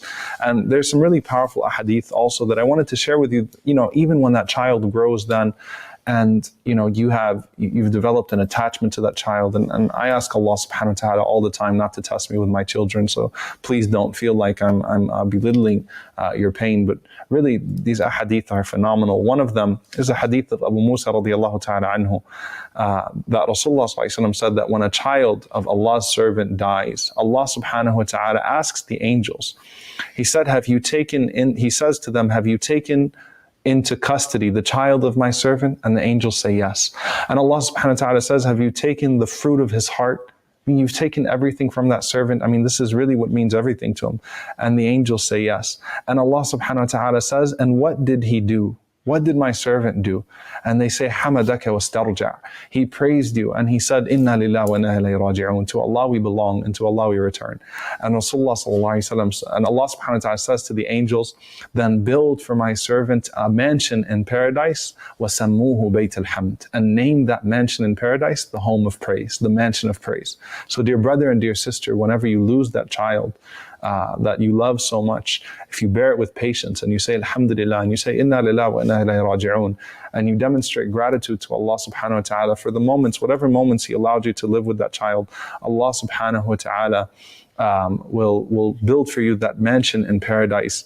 And it is assured and guaranteed with patience. As Abu Hurairah radiallahu anhu narrates in Sahih al-Bukhari that Rasulullah sallallahu alaihi wasallam said, ما لعبد المؤمن عندي جزاء إذا قبضت صفيه من أهل الدنيا ثم احتسب إلا الجنة.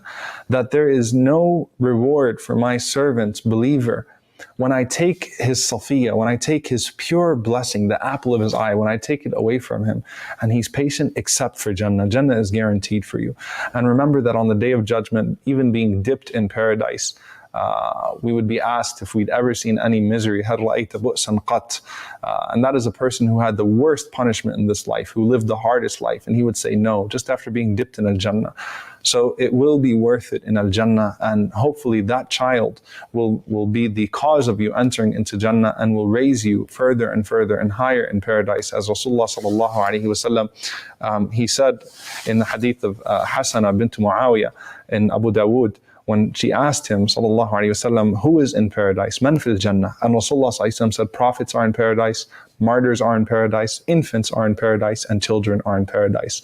They are pure. They didn't have anything on their record, and they will, inshallah ta'ala, they will pull up their parents to the highest level. And we ask Allah subhanahu wa ta'ala to gather us with our families in the highest level of Jannatul Firdaus with the Prophet sallallahu alaihi wasallam and his family and his companions. And we ask Allah subhanahu wa ta'ala not to test us more than what we can handle. We ask Allah subhanahu wa ta'ala to forgive us whenever we demonstrate ingratitude or impatience. And we ask Allah subhanahu wa ta'ala to grant us in this dunya hasana and in the akhirah hasana, and to protect us from the fire of hell. Allahumma ameen. Jazakumullahu khairan. Dear viewers, wassalamu alaikum wa rahmatullahi wa barakatuh.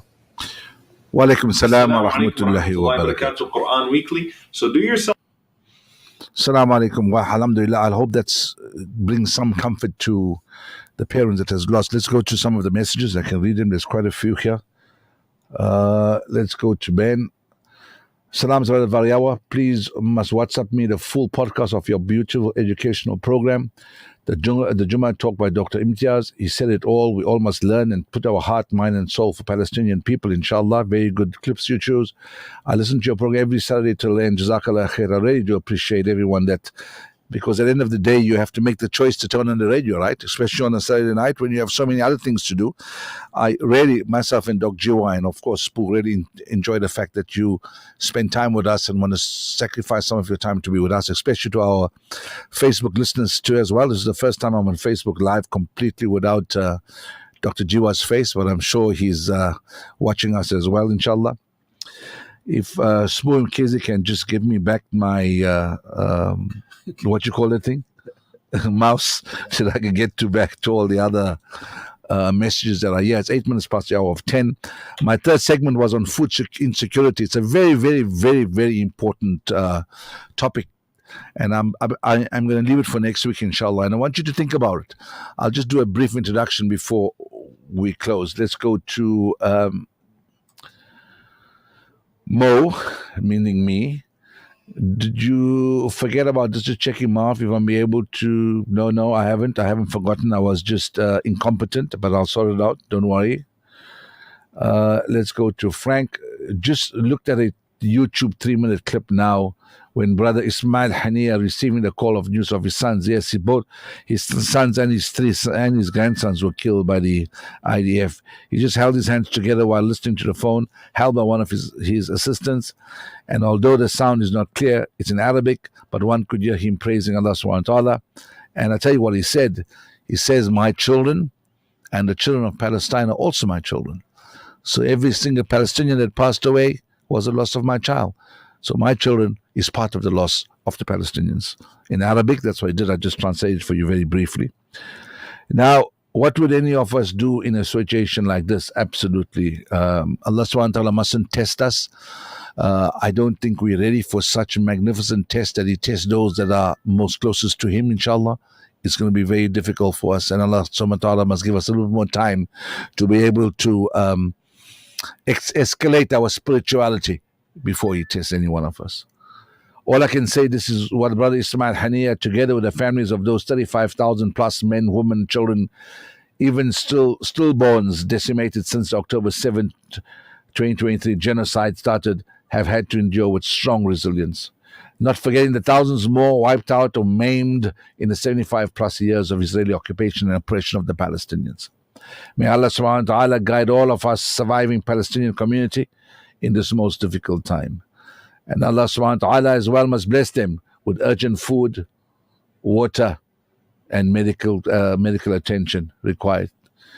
Thank you very much, Frank. This comes from Frank. Frank, thank you very much, my friend. We appreciate your wonderful messages. We also appreciate the fact that you and Scully, and I'm sure many other non-Muslim listeners, listen to us every Saturday night. And you remember, you're part of the family, and you're very much part of whatever we do. And we appreciate the fact that you take the time to listen. Let's go to Sister Razia. Assalamu alaikum. Trust you well. Please send all the videos, please. I don't know whether Spoo and I will. Well, Spoo said he'll be able to do whatever you want. That's what I like, Spoo. Rashida Gangat Lavangi tells me on Facebook that Assalamu alaikum, I lost my 6 weeks baby. If he was alive, he would have been 52 years old, and until today, he's still dancing in my chest. Absolutely. We understand, Rashida, exactly what you're going through. I mean, it's 52 years, the mere fact that you know exactly how old he would have been. But I hope you've read what Dr. Umar Suleiman says about losing a child that has happened before they become Balik. I think it's very comforting to know. And like he says, and I say it too, we'll never be able to understand what you go through and what mothers goes through or what parents go through. I mean, I lost my mum years and years and years ago, but I've socialized with people that lost close ones, and I pray, and I pray for every single one of us that Allah subhanahu wa ta'ala must not test us with the loss of a child. And I hope you're saying Ameen. Allah subhanahu wa ta'ala must not test us with the loss of a child. Allah subhanahu wa ta'ala must accept this dua from me for every single one of us. I don't think we're spiritually ready for that, inshallah. Let's go to a nasheed that we got from Salma Qazi. You can join her tomorrow afternoon, I think, and you can do the gardening show in the morning, and tomorrow afternoon it's Salma Qazi's, what's it called? Relaxing in the lounge or something. Yeah, it's quite nice. Good. Let's listen to this. The Sunday Lounge. Sunday Lounge. Here we go. 10 to 12.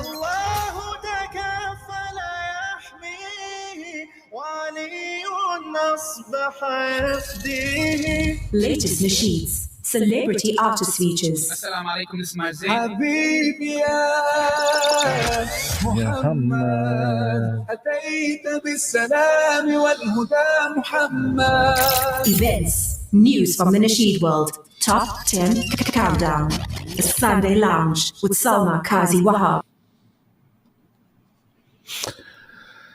Salma Qazi Wahab, Summer Lounge. Let's play you a beautiful nasheed about losing someone very, very close to you. WhatsApp us now on 060-904-1056. Radio Al-Ansar.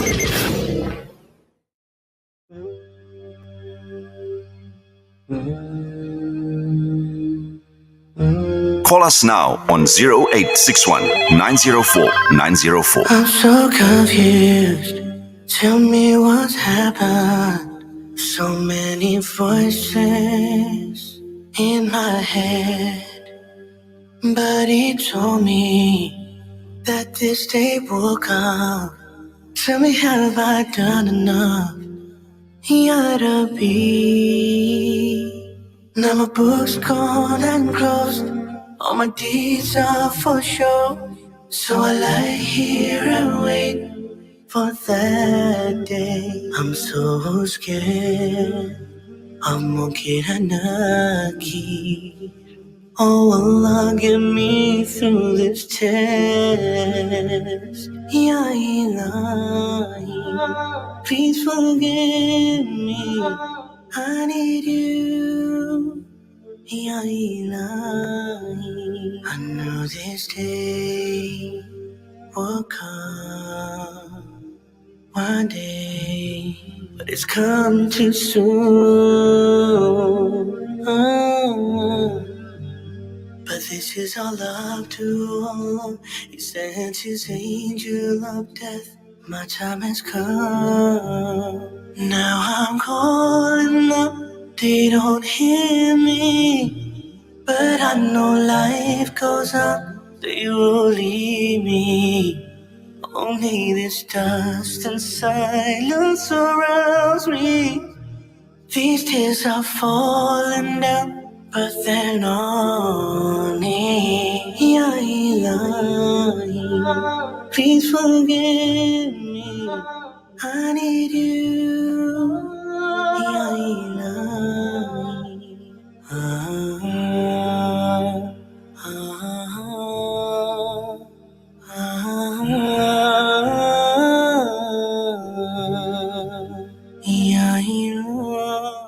Join me, Buddy Governor, for the Sunday morning edition, Sundays 8 to 9 a.m. Coffee, current and public affairs, newspapers, food, trends, health, and nasheeds. Setting you up for a relaxed morning with topical and conversational items, as well as spiritually uplifting and warm nasheeds. Breakfast tips and recipes for a healthy lifestyle. Easygoing intro into your Sunday morning with me, Buddy Governor, the Sunday morning edition.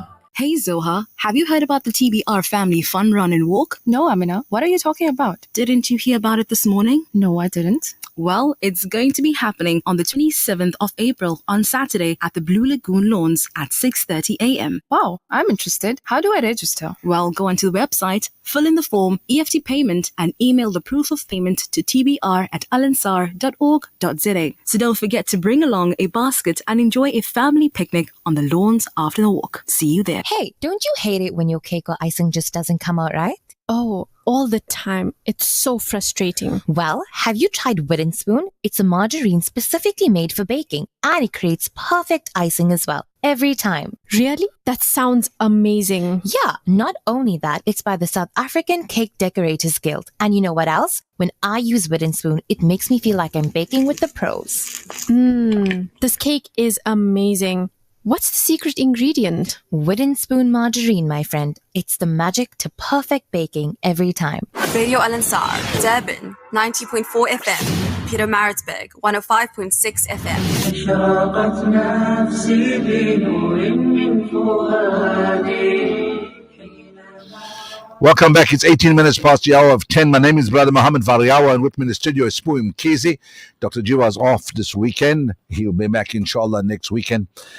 Well, if you just joined us, and I'm sure you missed out on a great show, we started off with the Palestinians first of all, and that's what we always did over the year from the time that this onslaught and genocide started, so we don't forget about the Palestinians.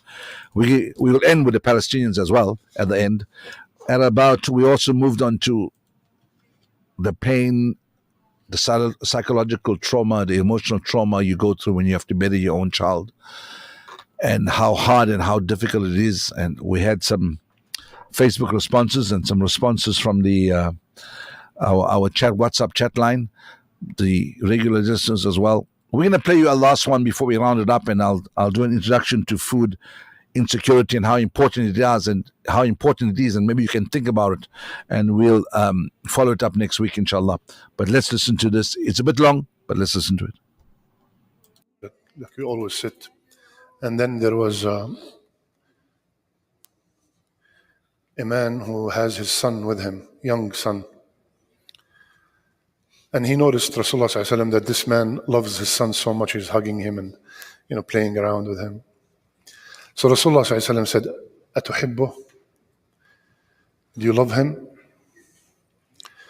So the man said, "Ya Rasulullah, may Allah love you as much as I love him."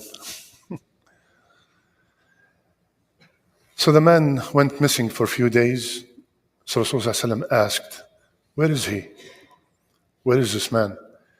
They said, "Ya Rasulullah, remember that boy that was with him? He passed away." So Rasulullah ﷺ went to offer him his condolences. And of course, losing a child is something very drastic. So Rasulullah ﷺ told him, would you like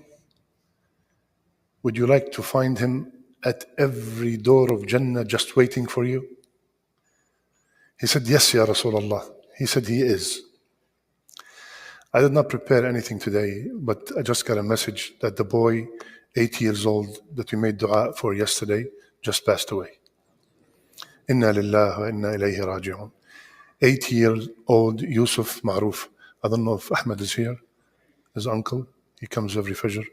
Ahmed. Subhanallah. I went to visit him yesterday in Children's Hospital. And subhanallah, they were only letting very few people to go in because it's in the ICU. And the parents, of course, most of us, if not all of us, are parents, and you could imagine how they feel about looking at your own child sitting helpless because of the liver and the kidney failure. He is completely yellow. In such a situation, we have to have a strong, really strong iman. Few things to remember. First, that the one who's testing us is the most merciful. The one who's testing this family is more merciful on them than their own mothers. Second, some people in such a situation, they utter words that are very dangerous. Why? لا يسأل عما يفعل وهم يسألون. Allah cannot be questioned of what He does. All we know is that Allah لا يظلم مثقال ذرة. Allah never oppresses anybody the size of a mustard seed. وما أنا بظلام للعبيد. Allah never commit dhulm at all. And add to that Allah is أحكم الحاكمين. He's the all-wise. He knows when is the best time for me to leave and when is the best time for my children to leave. And we believe that when a soul is taken, that is the best time for that soul to be taken. 1 extra second is not good for them. And 1 less second is not good for them. We all know that Allah Azza wa Jal has wisdom that we cannot understand with this brain that we have, with this intellect that we have. And we also believe, very important, that لا يكلف الله نفسا إلا وسعها.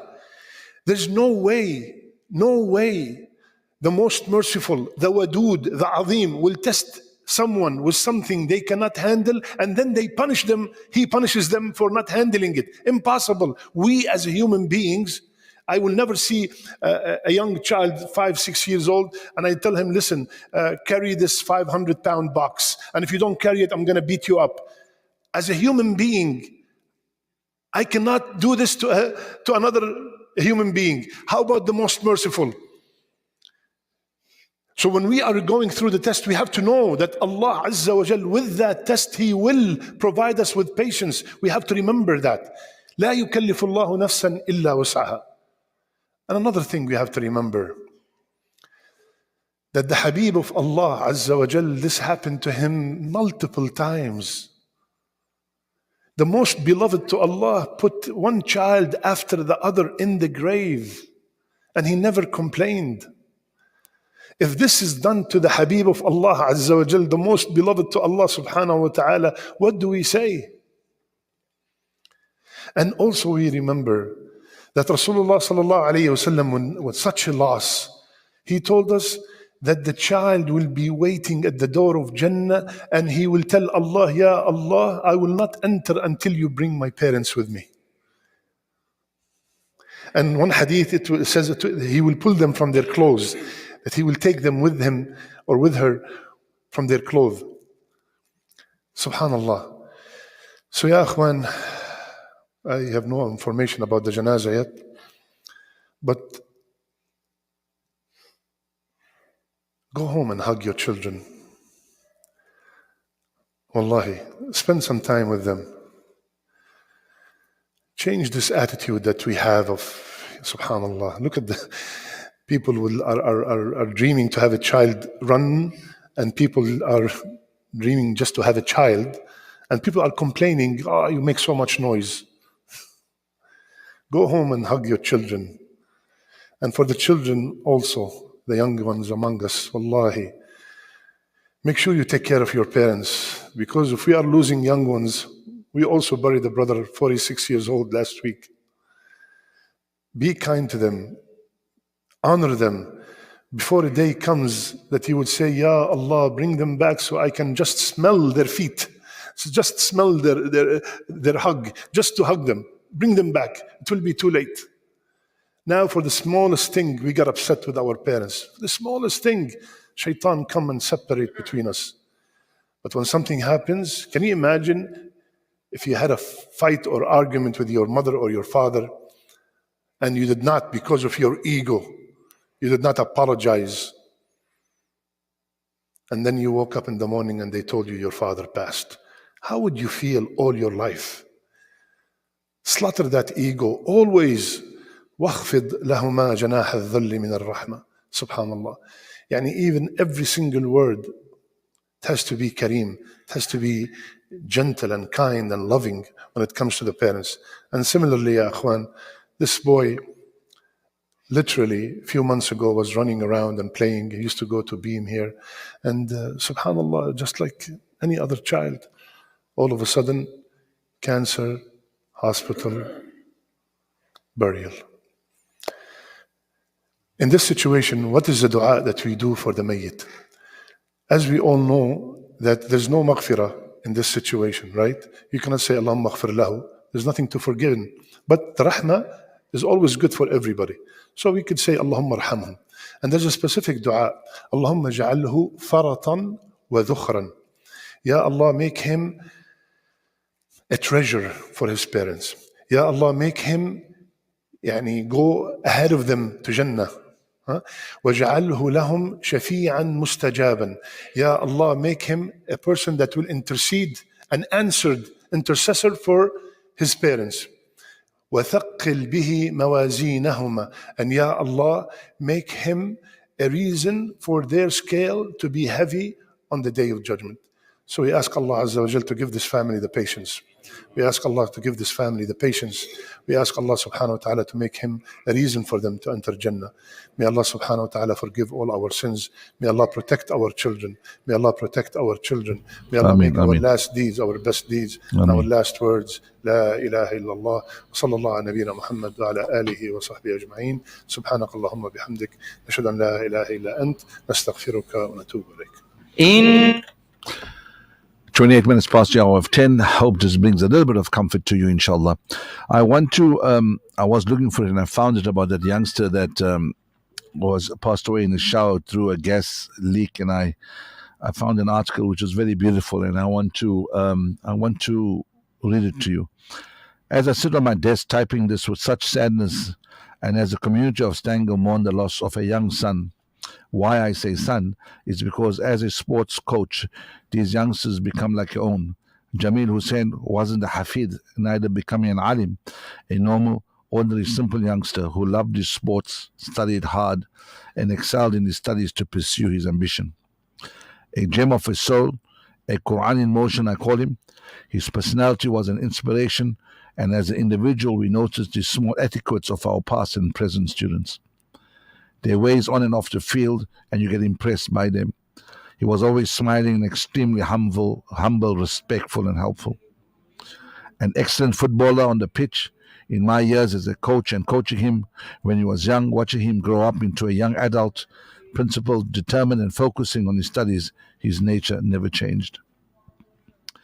Just a few months back, he came with his mother to greet, and we got speaking about him being engaged, his outfit, his look for the day, the color scheme, and that he is set to wed in June. And his smile, joy, thrill, and excitement in his voice was apparent.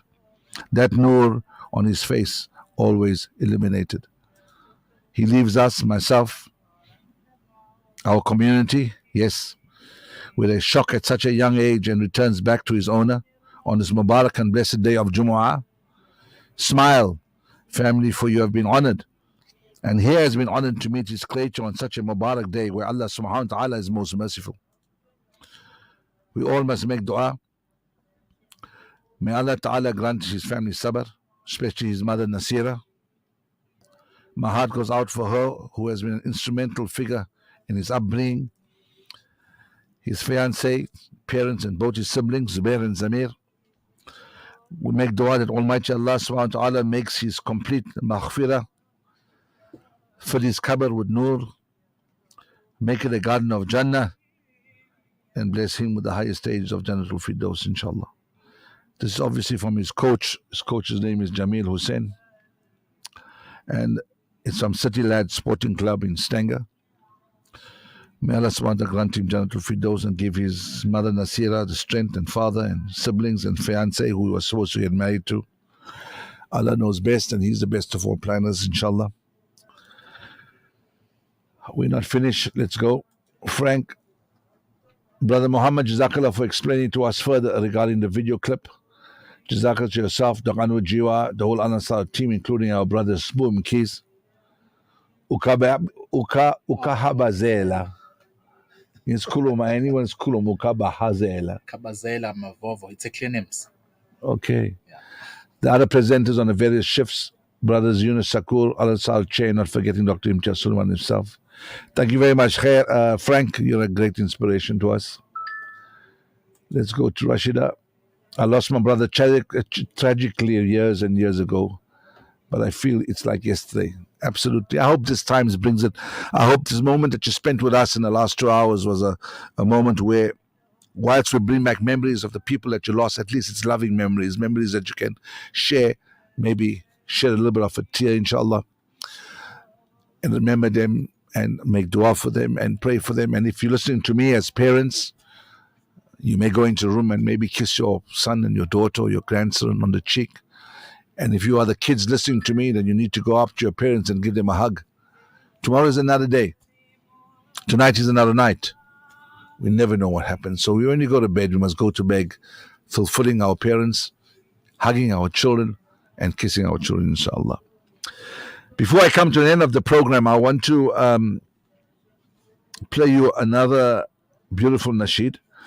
And then I'm going to go to find exactly what's happening in Palestine. And I've got some videos with regards to that. And then we can round up, inshallah. But let's listen to this beautiful nasheed. illallah, la ilaha illallah, la ilaha illallah. WhatsApp us now on 060 904 1056.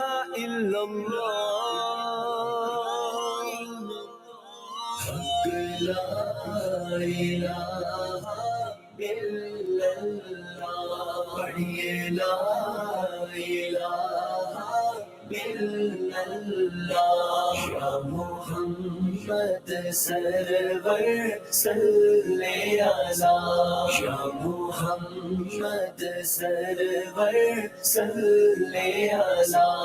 Jis padya utar javega, jis padya utar javega. ए मरन वेले कमे आवेगा, ए मरन वेले कमे आवेगा. ए कब्र तेरी चमकावेगा. It will illuminate your grave. पढ़िए ला इलाहा इल्लल्लाह, ला इलाहा इल्लल्लाह. या मुहम्मद सरवर सल्ले अला, या मुहम्मद सरवर सल्ले अला. जावा सदके कलमे वाले तो इस उम्मत दे रखवाले तो, नबी नूरी ताजा वाले तो. पढ़िए ला इलाहा इल्लल्लाह, ला इलाहा इल्लल्लाह. या मुहम्मद सरवर सल्ले अला, या मुहम्मद सरवर सल्ले अला. मैं मरात जुम्मे वाला रोज होवे, मेरी मंजी ते कल में दा शोर होवे. अख खोला ते नबी मेरे कोल होवे. पढ़िए ला इलाहा इल्लल्लाह, ला इलाहा इल्लल्लाह. या मुहम्मद सरवर सल्ले अला, या मुहम्मद सरवर सल्ले अला. एक शक्ल दिखाई जाएगी, तस्दीक कराई जाएगी. तकदीर बनाई जाएगी. पढ़िए ला इलाहा illallah, haq la ilaha illallah, ya Muhammad sarwar salli ala, ya Muhammad sarwar salli ala. पढ़ो कलमा तेरा बनो याद करो दिल अपने अपने शाद करो दिल अपने अपने शाद करो ऐवे उमरा ना बर्बाद करो पढ़िए ला इलाहा इल्लल्लाह, हक ला इलाहा इल्लल्लाह, या मुहम्मद सरवर सल्ले अला, या Muhammad 22:38. It's about 22 minutes to the hour of 11 o'clock. We're going to end up the segment on the Pain to Bury a Son. Nazrana Rasul, Jazakallah khair, Ameen to your du'as for parents. So parents must go and hug their kids, and if your kids are awake, let them to give you a hug, inshallah, and may Allah bless every single one of you listening tonight. Let's just continue with I would leave you with a voice note from my mum, so you'll have that memory with you. And then when I come back, I'll deal a little bit with exactly what's happening in Palestine, and then I should be able to round up about 11 o'clock, inshallah. I would leave food insecurity for next week. If I'm around, inshallah, Allah subhanahu wa ta'ala keeps me till next week with your du'as. We'll deal with food insecurity. I think it's very, very important. And in the meantime, you can read up about it. But let's just continue with this voice note. This and only this is Nightline.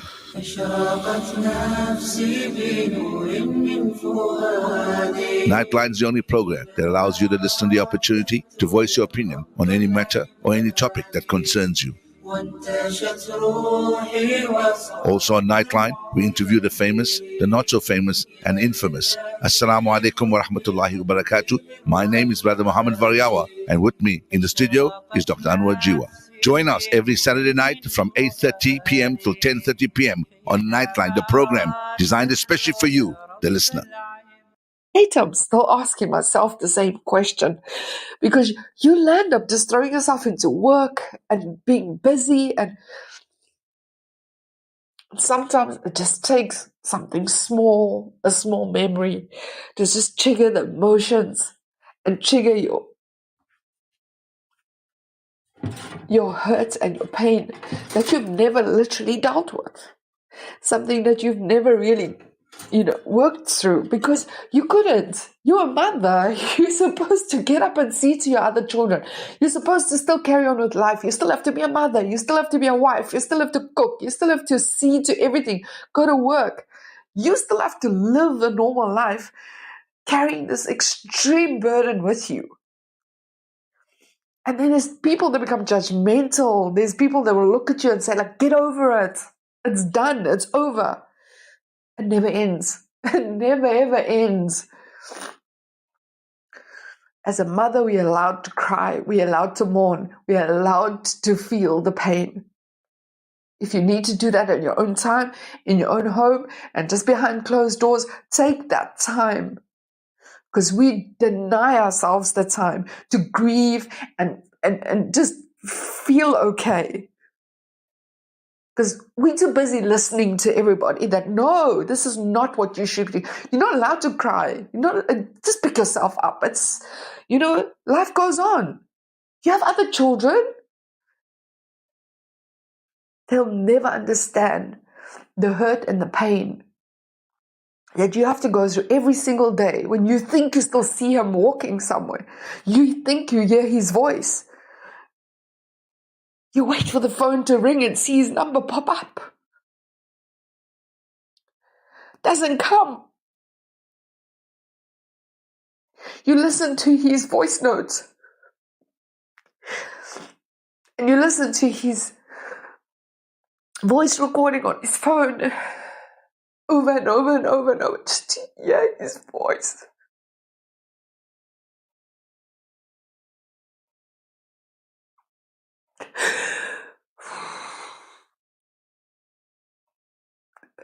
It's hard.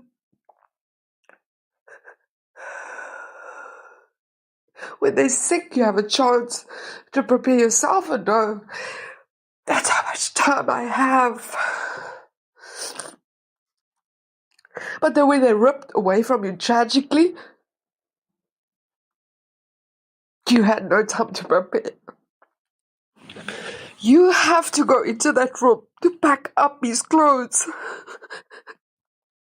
You will find little notes and pictures and things that he had left behind.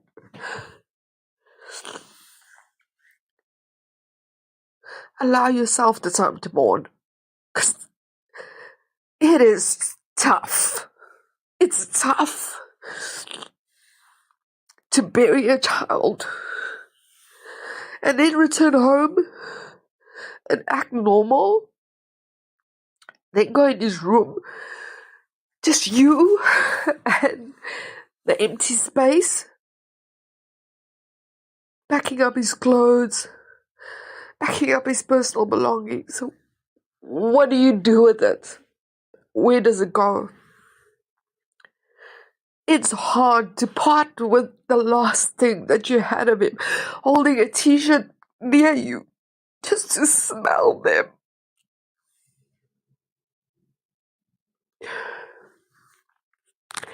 I sometimes wonder if he knew what destruction it would leave behind. If he would have left us so abruptly.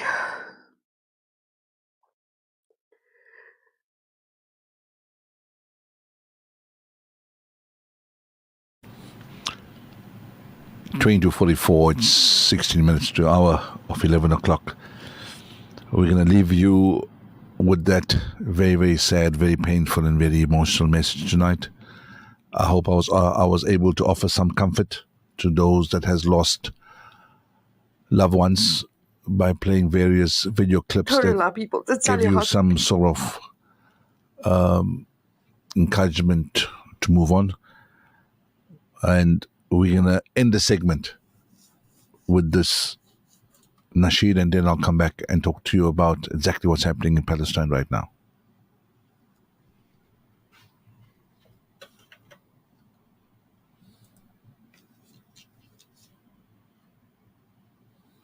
Radio Al-Ansar, Durban, 90.4 FM. Peter Maritzburg, 105.6 FM.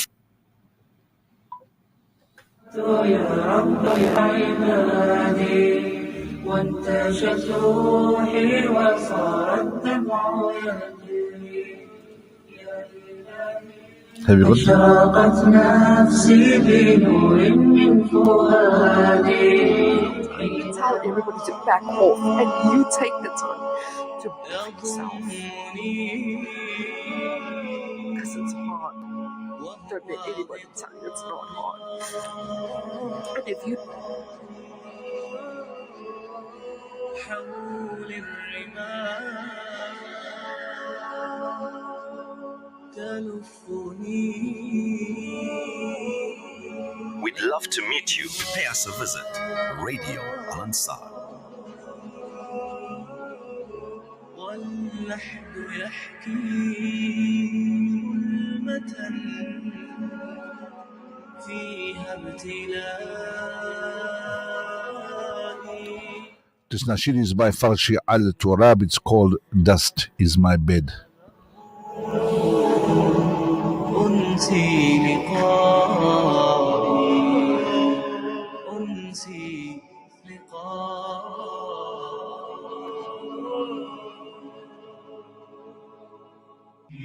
فرشي التراب يضمني وهو غطائي. حولي الرمال تلفني بل من وراء. He's talking about the burial procedure now when they are throwing the sand over the coffin. ظلمة فيها ابتلائي والنور خط كتابه أنسي لقائي. أنسي لقائي والأهل أين Where's the kindness of kin? باعوا Wafai باعوا Wafai Wafai والصحب أين جموعهم تركوا إخائي Talking about when you pass away are all your friends. تركوا إخائي والمال أين هناؤه صار There's nothing you can do with the money that you left behind. والاسم أين بريقه There's nothing you can do with your glory and your fame, because this is your end. فرش التراب Dust is my bed. فرش التراب يضمني Dust is my bed embracing me, and it is my cover. والرمال تلف The sands are around me, من وراء engulfing me from all directions. أحد يحكي ظلمة فيها The darkness of my calamity, والنور خطك and the light has disdained that. أنسي لقائي My pleasure is in meeting Allah subhanahu wa ta'ala. My pleasure is in meeting Allah subhanahu wa ta'ala. ودع شوقه وبكى رثائي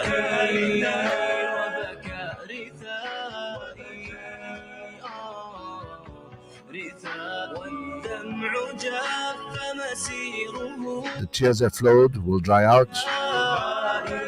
بعد البكاء والكون ضاق بوسعه ضاقت فضائي فاللحد صار بجد The tomb is my corpse, and the vast world is narrowed into the small tomb. هذه نهاية That's my end. The dust is my bed. فرش التراب والخوف يملأ Fear overwhelms my estrangement, قوتي والحزن دائي and sadness is my ailment. الثبات وإنه Hoping for steadfastness, why which is, I swear, my remedy. أدعو مخلصا أنت رجائي You, Almighty Allah, my hope, إلهي جنة hoping, O Allah, فيها هنائي that bliss from you shall be attained. الرب أدعو Sincerely supplicating, أنت رجائي you are my hope, Allah subhanahu wa ta'ala. أبغي إلهي Helping, O Allah, for فيها هنائي bliss shall be attained. والرب أدعو مخلصا أنت رجائي أبغي إلهي جنة فيها هنائي والرب أدعو مخلصا أنت رجائي. And the dust is thrown over, the sand covers you. You're in total darkness, and every around you moves away from where you lay. Thank you, baby Amina Fili. Thank you very much. Thank you. Let's go to exactly let me update you with exactly what's happening in Palestine right now. First, let's listen to this. It's very important. His name is Gideon Levy. If you've been following what's happening on the Haaretz, you know who Gideon Levy is. I'm going to look for that clip for you because we're now going to finalize what's happening in Palestine. 22:51, 9 minutes to the hour of 11 o'clock. I hope you've had some comfort in thinking about your lost ones and you made sincere dua that Allah subhanahu wa ta'ala grant all of them Jannatul Firdaus. Let's listen to Gideon Levy right now.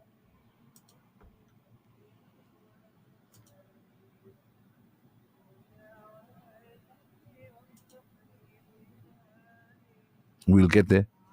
I'm an Israeli. I was born in Israel. I even perceive myself as an Israeli patriot. I care about Israel. I belong to Israel. I'm attached to Israel. Guys, it's not about peace. It's not about symmetry. There is no symmetry. Forget about symmetry. Don't speak about symmetry because there is no symmetry. I would even suggest that there is no conflict. Was there a French-Algerian conflict? There was a brutal French occupation in Algeria, which came to its end. And there is no Israeli-Palestinian conflict. There is a brutal Israeli occupation which must come to its end one way or the other. One way was the two-state solution. One way was the two-state solution. It's a fair solution. Israel did anything possible to destroy it in an irreversible way. And now we are left only with the other alternative. There's no third way. And the one state is now 50 years old. In the front of it, there is a democracy for the Jewish citizens of Israel, with many cracks. And now with our new elected defense minister, we'll have even more cracks, but we can still claim democracy. The second regime is to our Palestinian citizens, to what we call the Israeli Arabs, who gain some kind of civil rights, but are discriminated systematically. And in our backyard, in our dark backyard, there is a regime which is today by far one of the most cruel, brutal tyrannies on earth, not less than this, and I know what I say because I cover it for 40 years. And this regime cannot be defined but as an apartheid. Two peoples live on one piece of land. One people has all the rights in the world, and I'm talking now only about the occupied territories. Two peoples share one piece of land there. One people has all the rights in the world. The other people has no rights whatsoever. It looks like apartheid. It talks like apartheid. It is apartheid. And nobody can contradict it. Nobody who had been there.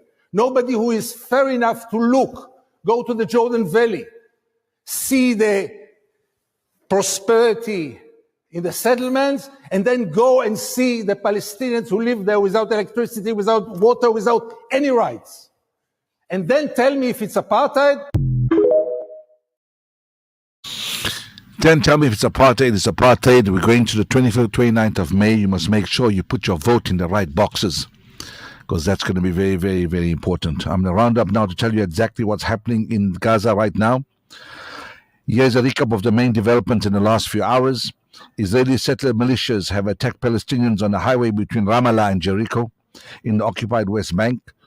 Dozens of activists from the left-wing Israeli association organizations have demonstrated at the entrance to the State Taman military prison in Negev Desert, where the Israeli authorities are holding hundreds of prisoners they arrested from the Gaza Strip.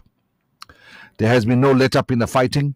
Right now, we are in the central Rafah, and we can clearly see in the sky above the Kuwaiti hospital at least 4 Israeli military surveillance drones hovering at a very low altitude.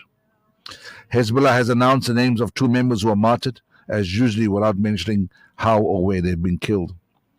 On X, Israeli Foreign Minister Katz posted a picture of the pair shaking hands and wrote, "Muslim Brotherhood, rape, massacre, desecration of corpses, burning babies." Turkey's President Erdogan met with Hamas head Ismail Haniyeh earlier today, where the pair discussed the situation in Gaza. The southern city of Rafah has been the main focus for the Israeli military in the operations today, with overnight airstrikes killing at least 10 Palestinians. Rafah has been witnessing a surge of Israeli military strikes in the past couple of weeks. This could be seen as a sign that further military incursion could be carried out, specifically in light of the Israeli mobilization of its troops near the border with Rafah. Over the past few weeks, thousands of Israelis have been protesting to demand the government secure a ceasefire deal that will also free Israeli captive held by Hamas and other groups in Gaza, as well as a call for elections. The U.S. House of Representatives passes a bill to grant billions in military assistance to Israel as part of a larger legislative package on foreign aid. The bill is passed 366 to 58 against. Israeli forces have been shelling the town of Al-Muharraqa, just north of Nuseirat refugee camp, report our colleagues at the Al Jazeera Arabic. In a post on Twitter, on X, Israel's military says its security forces have killed 10 fighters, arrested 8 wanted individuals, and confiscated extensive weaponry during their 2-day raid on Nur Sham's camp in occupied West Bank. Soroka Medical Center in Beersheba reports on improvement in the condition of a 7-year-old girl who was seriously wounded by shrapnel during the Iranian missile and drone attack on Israel last weekend. Within the past hour, the scene of bodies being transferred from Al-Najah Hospital to their final burial was very heartbreaking. The majority were children, wrapped in white sheets soaked in blood. Their burns were so bad that even if they made it to the hospital alive, they would have quickly lost their lives because there's no way such injuries could be treated right away given the current situation at the hospital. Iraqi government sources, the security media cell said this was an incident that was being investigated. Bin Javed said, reporting from the Iraqi capital Baghdad, Iraqi government sources have also released a statement saying that no drones or fighter jets were detected in the airspace of Babylon area before or during the blast. The reality, and listen to this, courtesy of AK Lockett actually. One child hurt by Iran strike gets front page news. Thousands of children brutally murdered and maimed does not get any news cover. Yet we Muslims support the Jewish-owned hotels in Mecca and Medina Sharif, whose prophets are sent to Israel to kill the Palestinians. Are we that foolish? Where is the boycott of these hotels? Wake up, Muslims. Stay as Muslim-owned hotels. Don't support any of the fast food outlets owned by the American companies. Do your bit. AK Lockett. Jazakallah khair. It's 22:59. 1 minute to the hour of 11 o'clock.